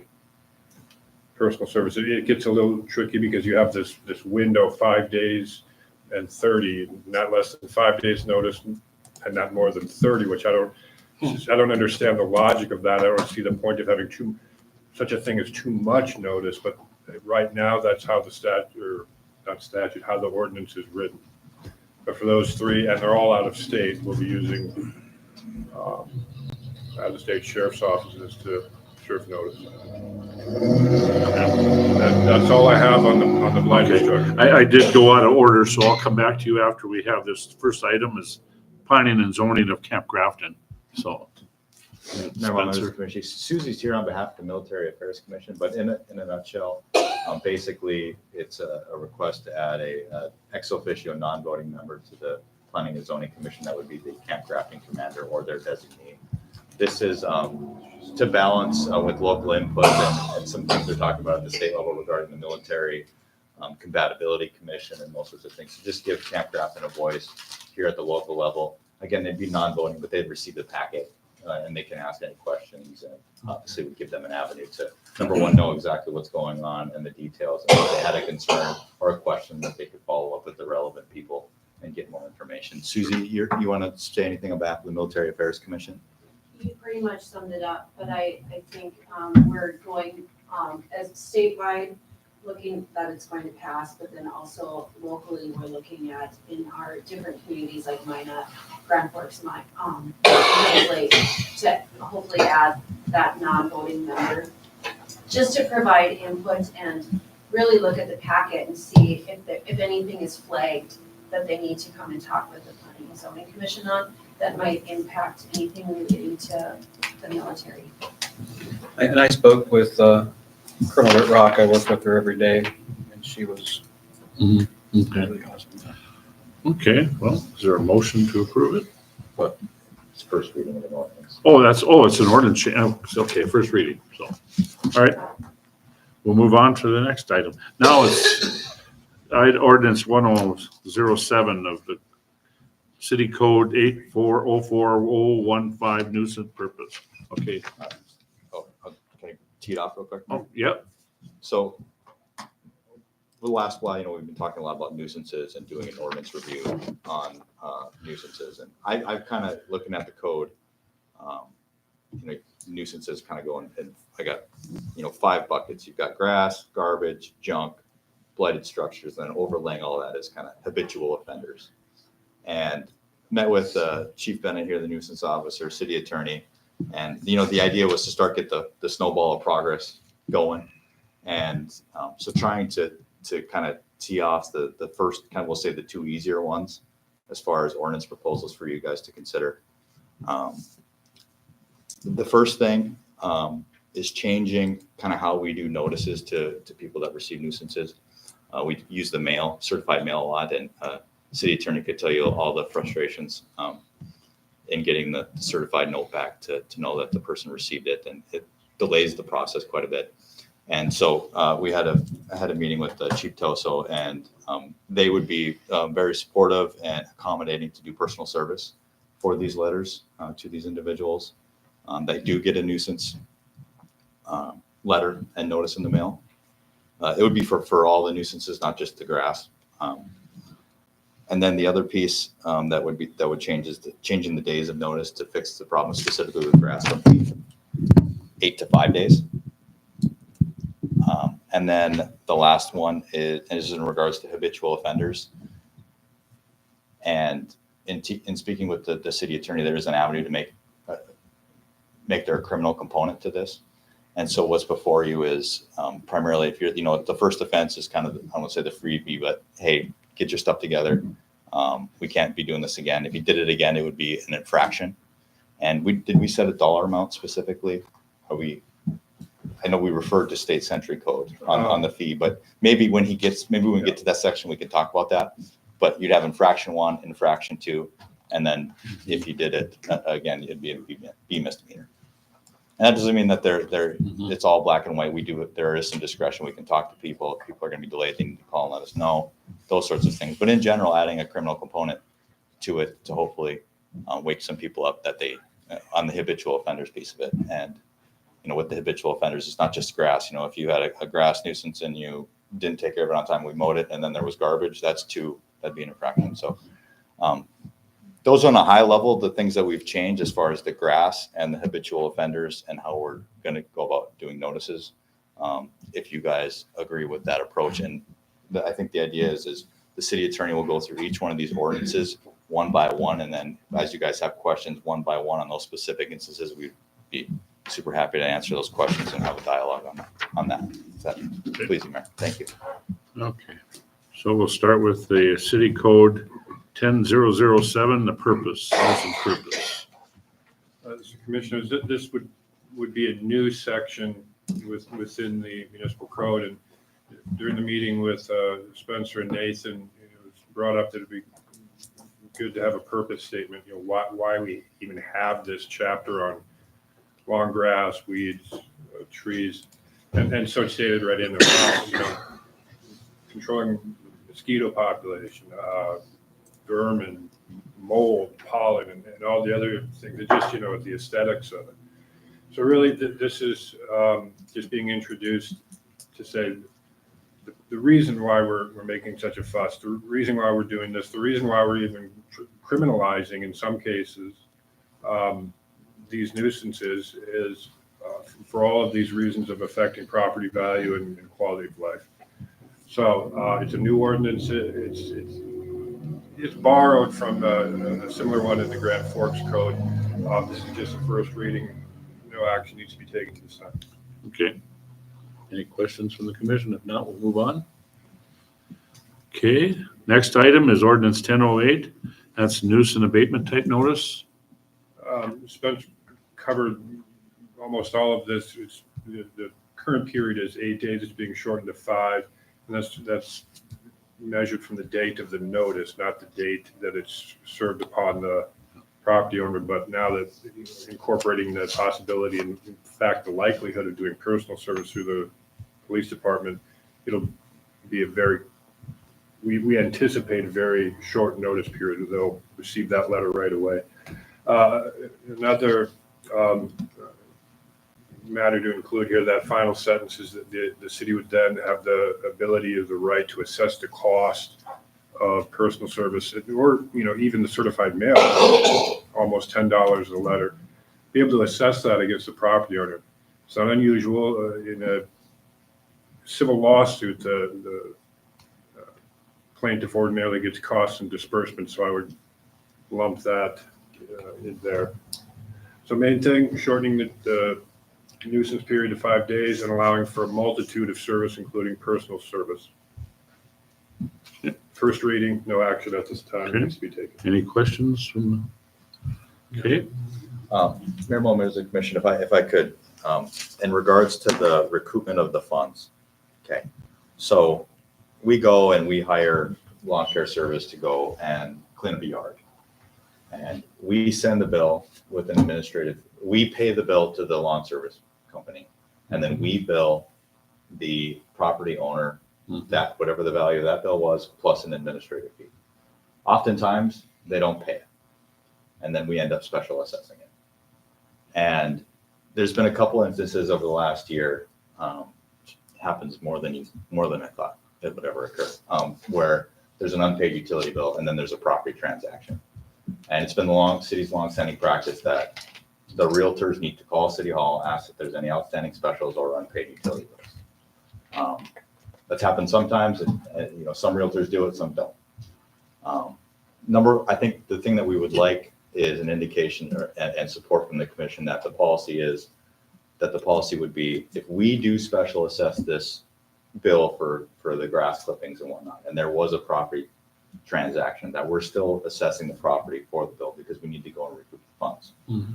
And I guess if you guys are in agreement that that's the way that we should go about that, to maybe authorize me to send a letter to all the realtors in town and say, hey, if you're in a property transaction, call the city and we'll let you know if there's any outstanding utility bills, because it is all public information.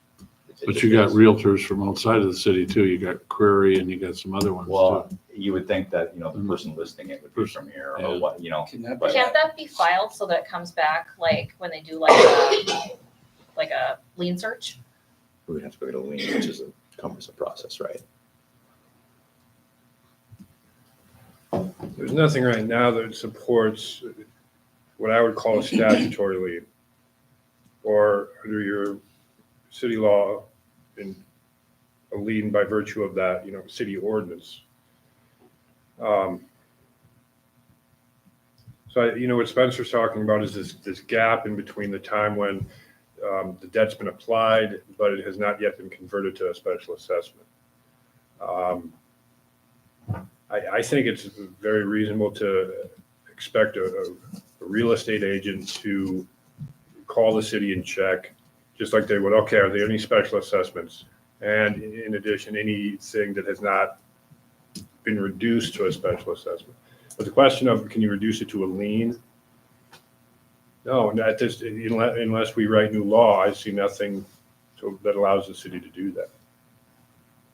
Can it be added to the city ordinance for sale that the the Realtor has to do this by city ordinance and then you still send the letter, or is that overstepping the whole thing?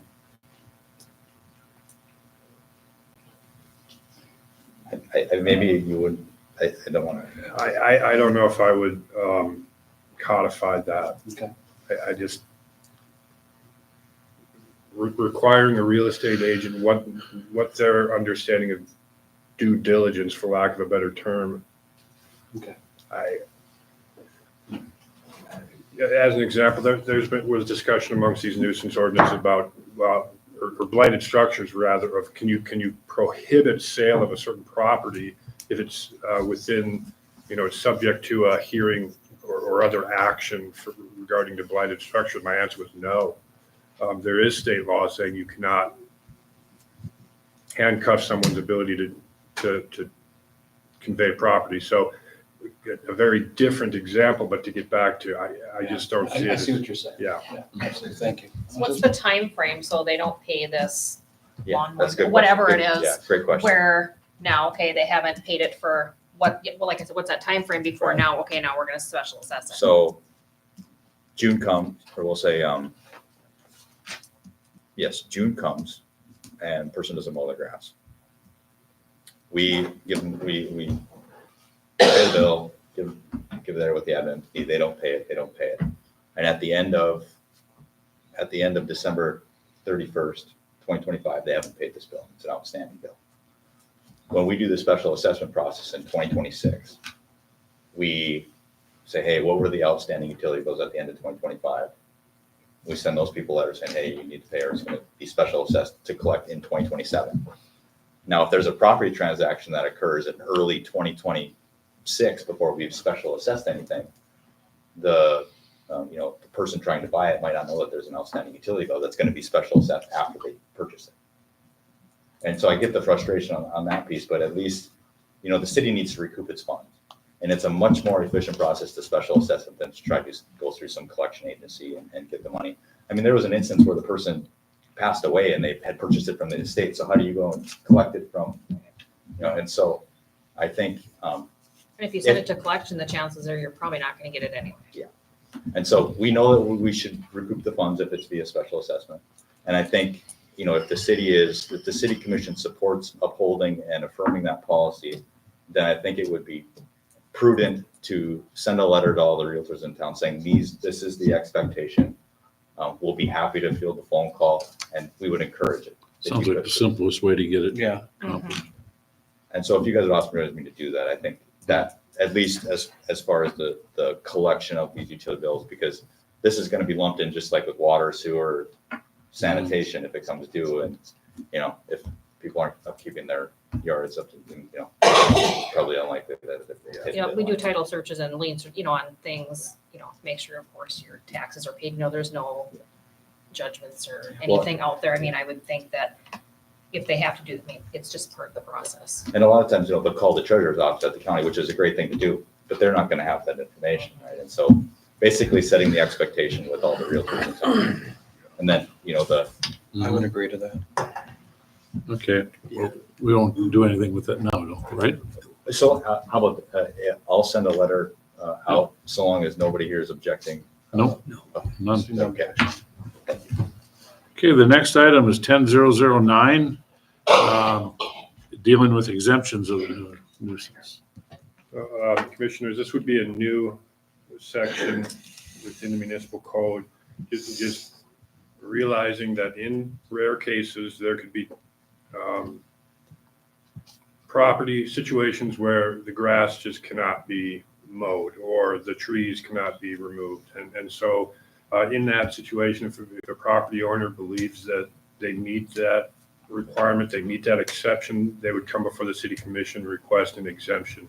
And so some of the things that are listed there cannot be safely mowed. I've seen some very steep grades where I'm surprised that a person is able to do that without, risk of injury. And so what's set forth there are possible exemptions where, again, they'd have to come before the city commission, get that approval. Just saying that this is not a draconian kind of chapter on long grass and weeds. The city is willing to make exceptions if it's a reasonable request. Okay. Any questions? Okay, You said. Can I ask a question? Do you have to have a complaint before you send the letters? Yes, so the way we've been doing it is if they call the fire department or the city offices, tell us that, hey, this property has a nuisance, kind of give us an idea what the nuisance is. We'll go over and take a look at it. Yep. So we're relying on the general public to kind of let us know. but that you can they- initiate your own complaint by just, Yep, if I'm out Doing doing an something annual- and I see yep. something, then, yep, I will. And But that's being discussed as well, sir. On Yep. Include vehicles? yes. Correct, yep, yep. Yeah, in the end, yeah, it's gonna include all of it. Okay, next one is 1010 regarding nuisance, maintaining public nuisance. Penalty. Okay, Commissioner, so this is a penalty clause. Right now, this chapter on long grass, weeds, diseased trees, there's not a lot of teeth here. Right now, there's an abatement notice. If you don't remove it, the city will do it. They'll charge you for the expense. What this does is it allows for, in enforcement, and it takes its origin from state law. There's actually a whole title in the Century Code on nuisances. Under state law, it's a Class A misdemeanor to maintain a public nuisance. That would be pretty steep. So we brought this down to the lowest level, which is an infraction. Infraction has a maximum penalty of $1,000 fine, no jail time. The other question about, well, what would be the penalty is, I'm defer to Chief Toast, so that's really a bond schedule question that Chief Toast, I believe, was at 125. I think we went with $250. I'm sorry, 250. So Offense, second offense, correct. if you get a citation for maintaining a public nuisance, it says pay 250, or you can contest it and go to court. The other part, the last sentence fragment in there about citing to the Century Code, what that's saying is, look, the sentencing provisions under state law apply and are incorporated in. Now, we did this months ago with the minor in consumption, which is a completely different thing, but the point is, you get 2 infractions within a year. The third one can be bumped up to a Class B misdemeanor, which is a maximum of $1,500 fine and 30 days in jail. That's maximum. I don't anticipate seeing that within a city court judgment, but some type of actual deterrence. And the intent here is to deal with habitual offenders. It's not that, the city's planning to go out and every person who, that one time forgets to cut their grass, boom, there's an infraction, $250 fine. It's built in for those repeat habitual offenders that nothing gets through to say, hey, we will cite you if we find an unlawful act. And so that's what you have here, ordinance number 1010. Okay. Thank you. Any questions? Do you think the year is too short? I mean, you have 3 offenses within a year. Doesn't it seem like it's going to be hard to do? I mean, in all reality, or have you ever seen that? Well, first, I should say within a year is within a 12-month period. So from the last infraction or last, The last conviction. And the other thing, Commissioner Kanowski, is we're taking this straight from state law. And if we were to go to something if we shorten the time frame, I would. no, I'd say longer. No, I mean, shorten it in terms of, I'm sorry, I was thinking more of the time period in which to, you're right, it would be lengthened. It would also supersede state law. Okay. We can't do it. We have to, we can be at the same level as state law. We cannot exceed in terms of penalty. Right. So that's where we're at.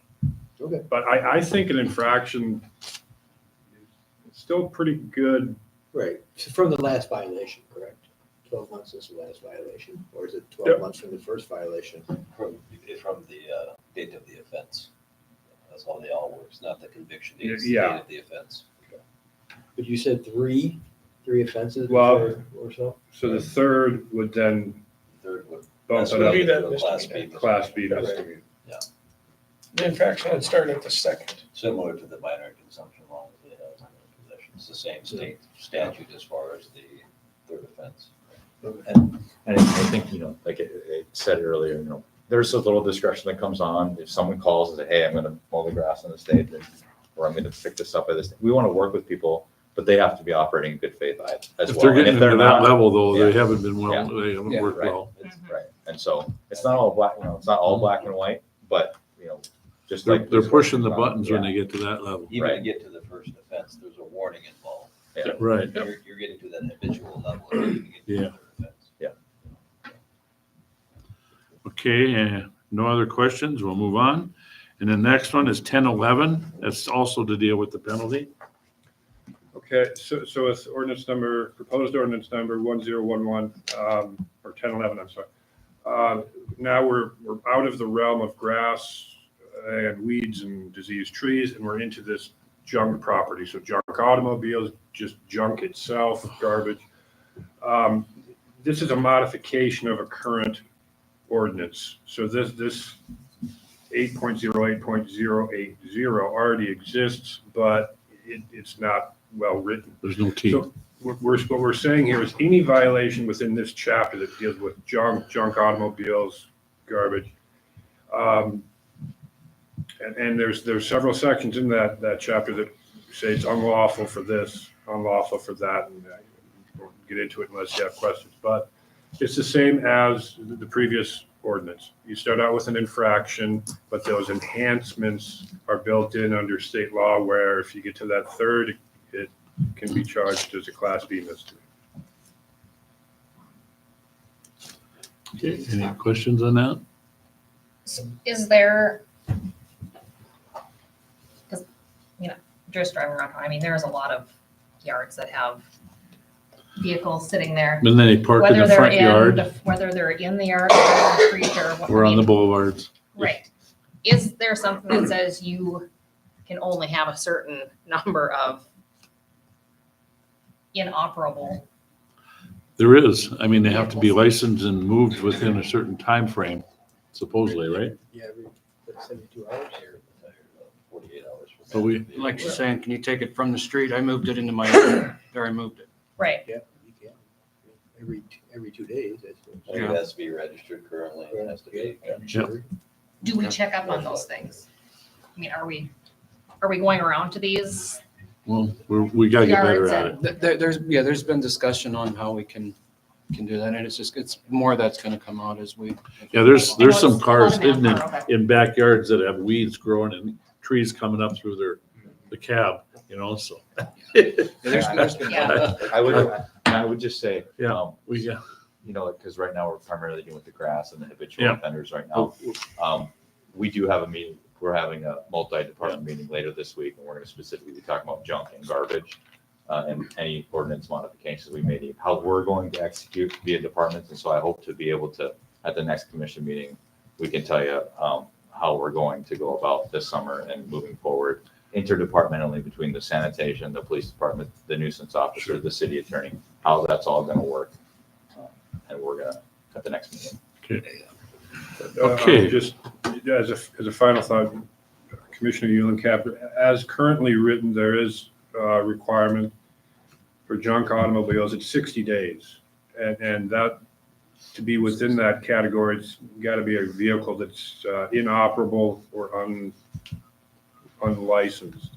And another topic brought to my attention is these mechanics that are working out of homes and they're piling cars next door to.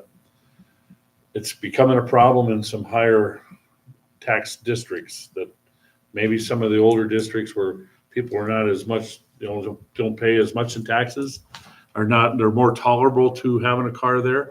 But now they're moving into higher areas that is really not appropriate. They pay a lot of taxes and they are not happy that and it's not the owner, it's how do you even say it? printer. It's a grandson of someone that live in there and become a mechanic shop. And then the cars are stacking up alongside. I believe I know which property you're talking about, and I sent that letter out today. Okay. We just make sure we have that in the thought process, because that's beginning to be a kind of a nuisance, because people are, if they don't fix it, they set it outside, it sits there, it sits there, it sits there. I don't want. It's getting a lot of discussion around town. It's huge. And I don't want to Yep, extend this I agree too with much. you. If they're doing that, don't they need to have their property zoned to do that type of a business? Yes, they so- do. You're not supposed to have. Yeah, that type so of- it's something else, yeah. Yeah, Okay. we have to, that has to be addressed. Yeah. Okay. And I appreciate all the input. As Spencer said, we have a meeting this Wednesday morning with, I forget how many of us to go through the chapter on junk automobiles. But right now, the only one before the commission for our first reading is that penalty clause. Yeah. We're anticipating doing more. I want to thank you all. I mean, that was a lot to ask. That is and- you know. And you guys are doing great in handling it. We appreciate, coming at you with the. Well, this is very much a team effort between, Nathan, Spencer, myself, and in the days to come. Well, it's a very needed team effort to be put forward, so thank you. It is very much appreciated. I know, I just want to, I appreciate the mindset the police department has taken toward this. Was when I first broached the chief, say, hey, we're moving to personal service. You can about imagine how the smile on his face when I told him that, right? But they said, hey, if it's important to the city commission and it's important to the residents of the town, we will do it. important And to we the will do a good residents. job at it, right? And so they didn't look to pass the, they didn't look for a million reasons to say no. They said, okay, we'll find a way to make it work. And I appreciate that from our PD. So. Thanks, chief. Okay. Okay. Should we write you a letter? Well, we're at least addressing the issues that have been frustrating for quite some time, so hopefully we'll get it corrected.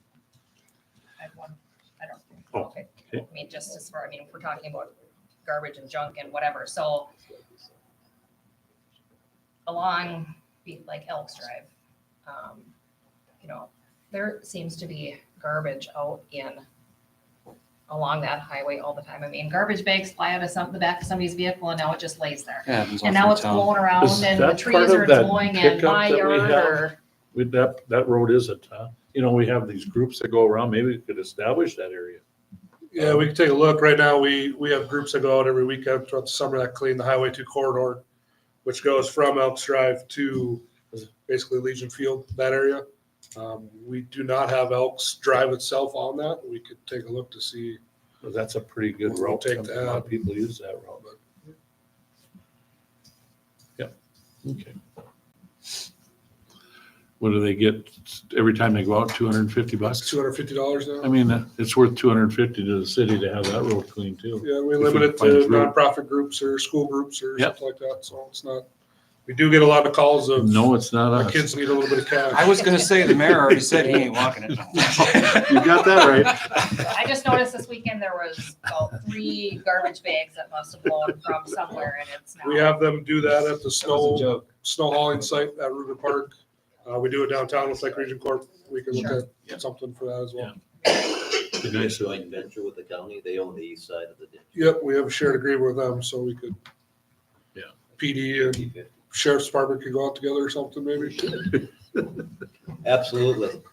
Team City. Throw a donut at the end. Okay, all right, let's move on.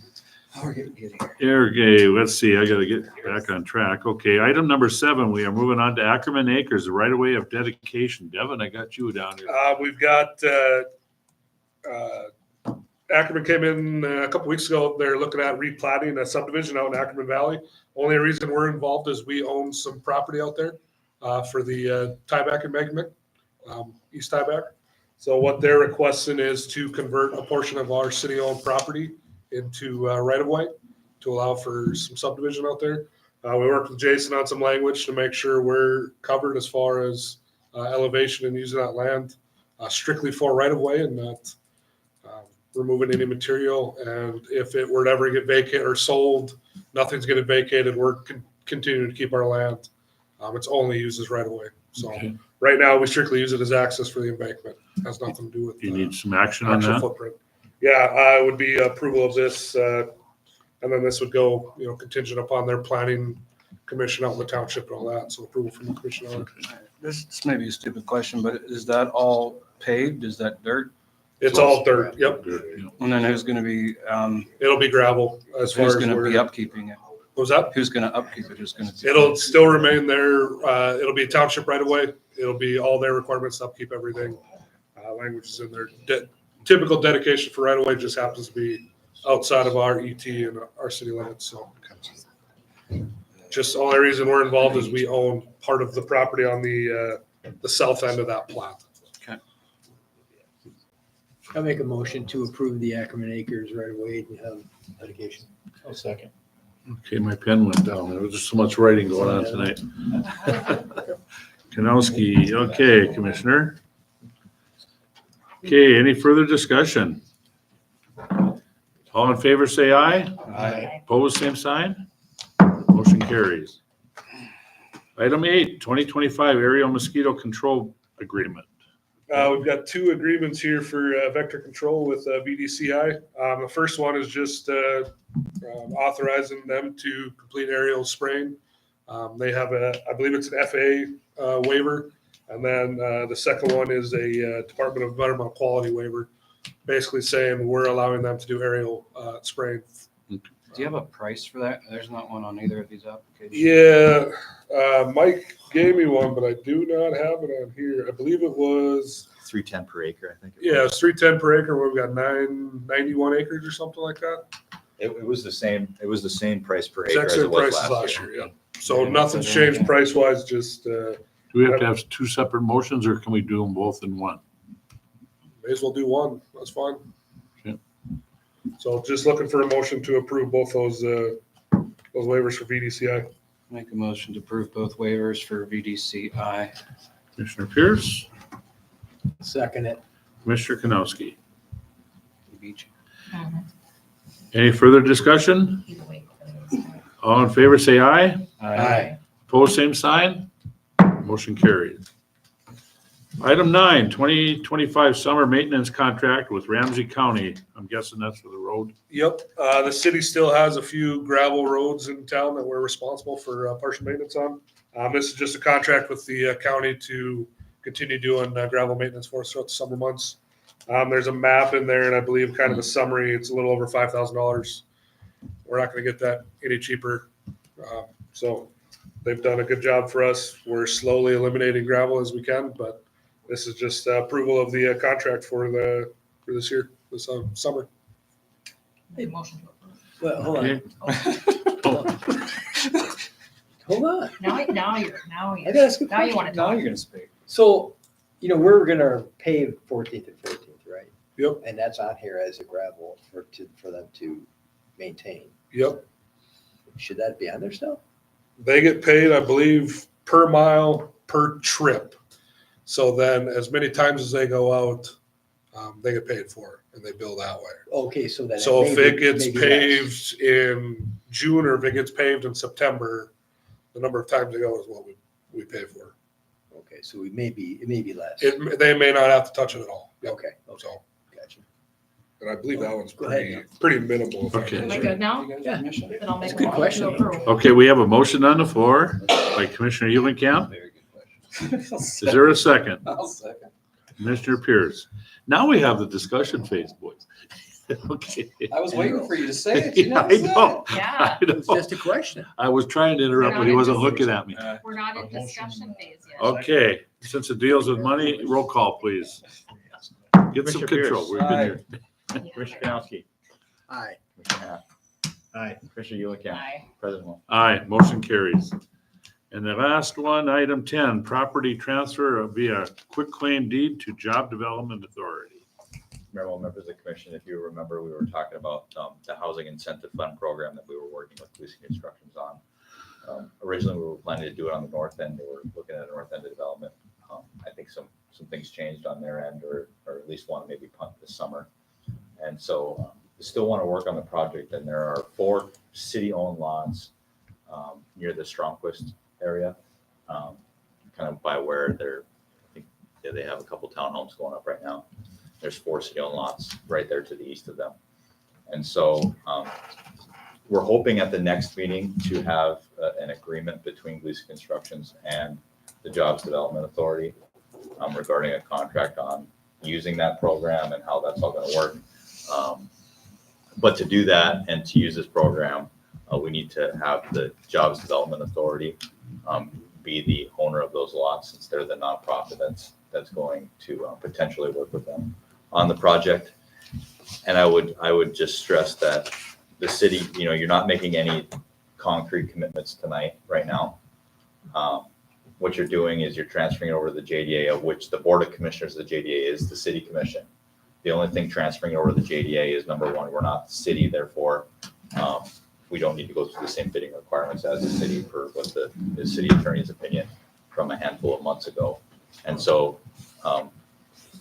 two realities, right? So we transfer them over to the JDA, we come to some sort of agreement.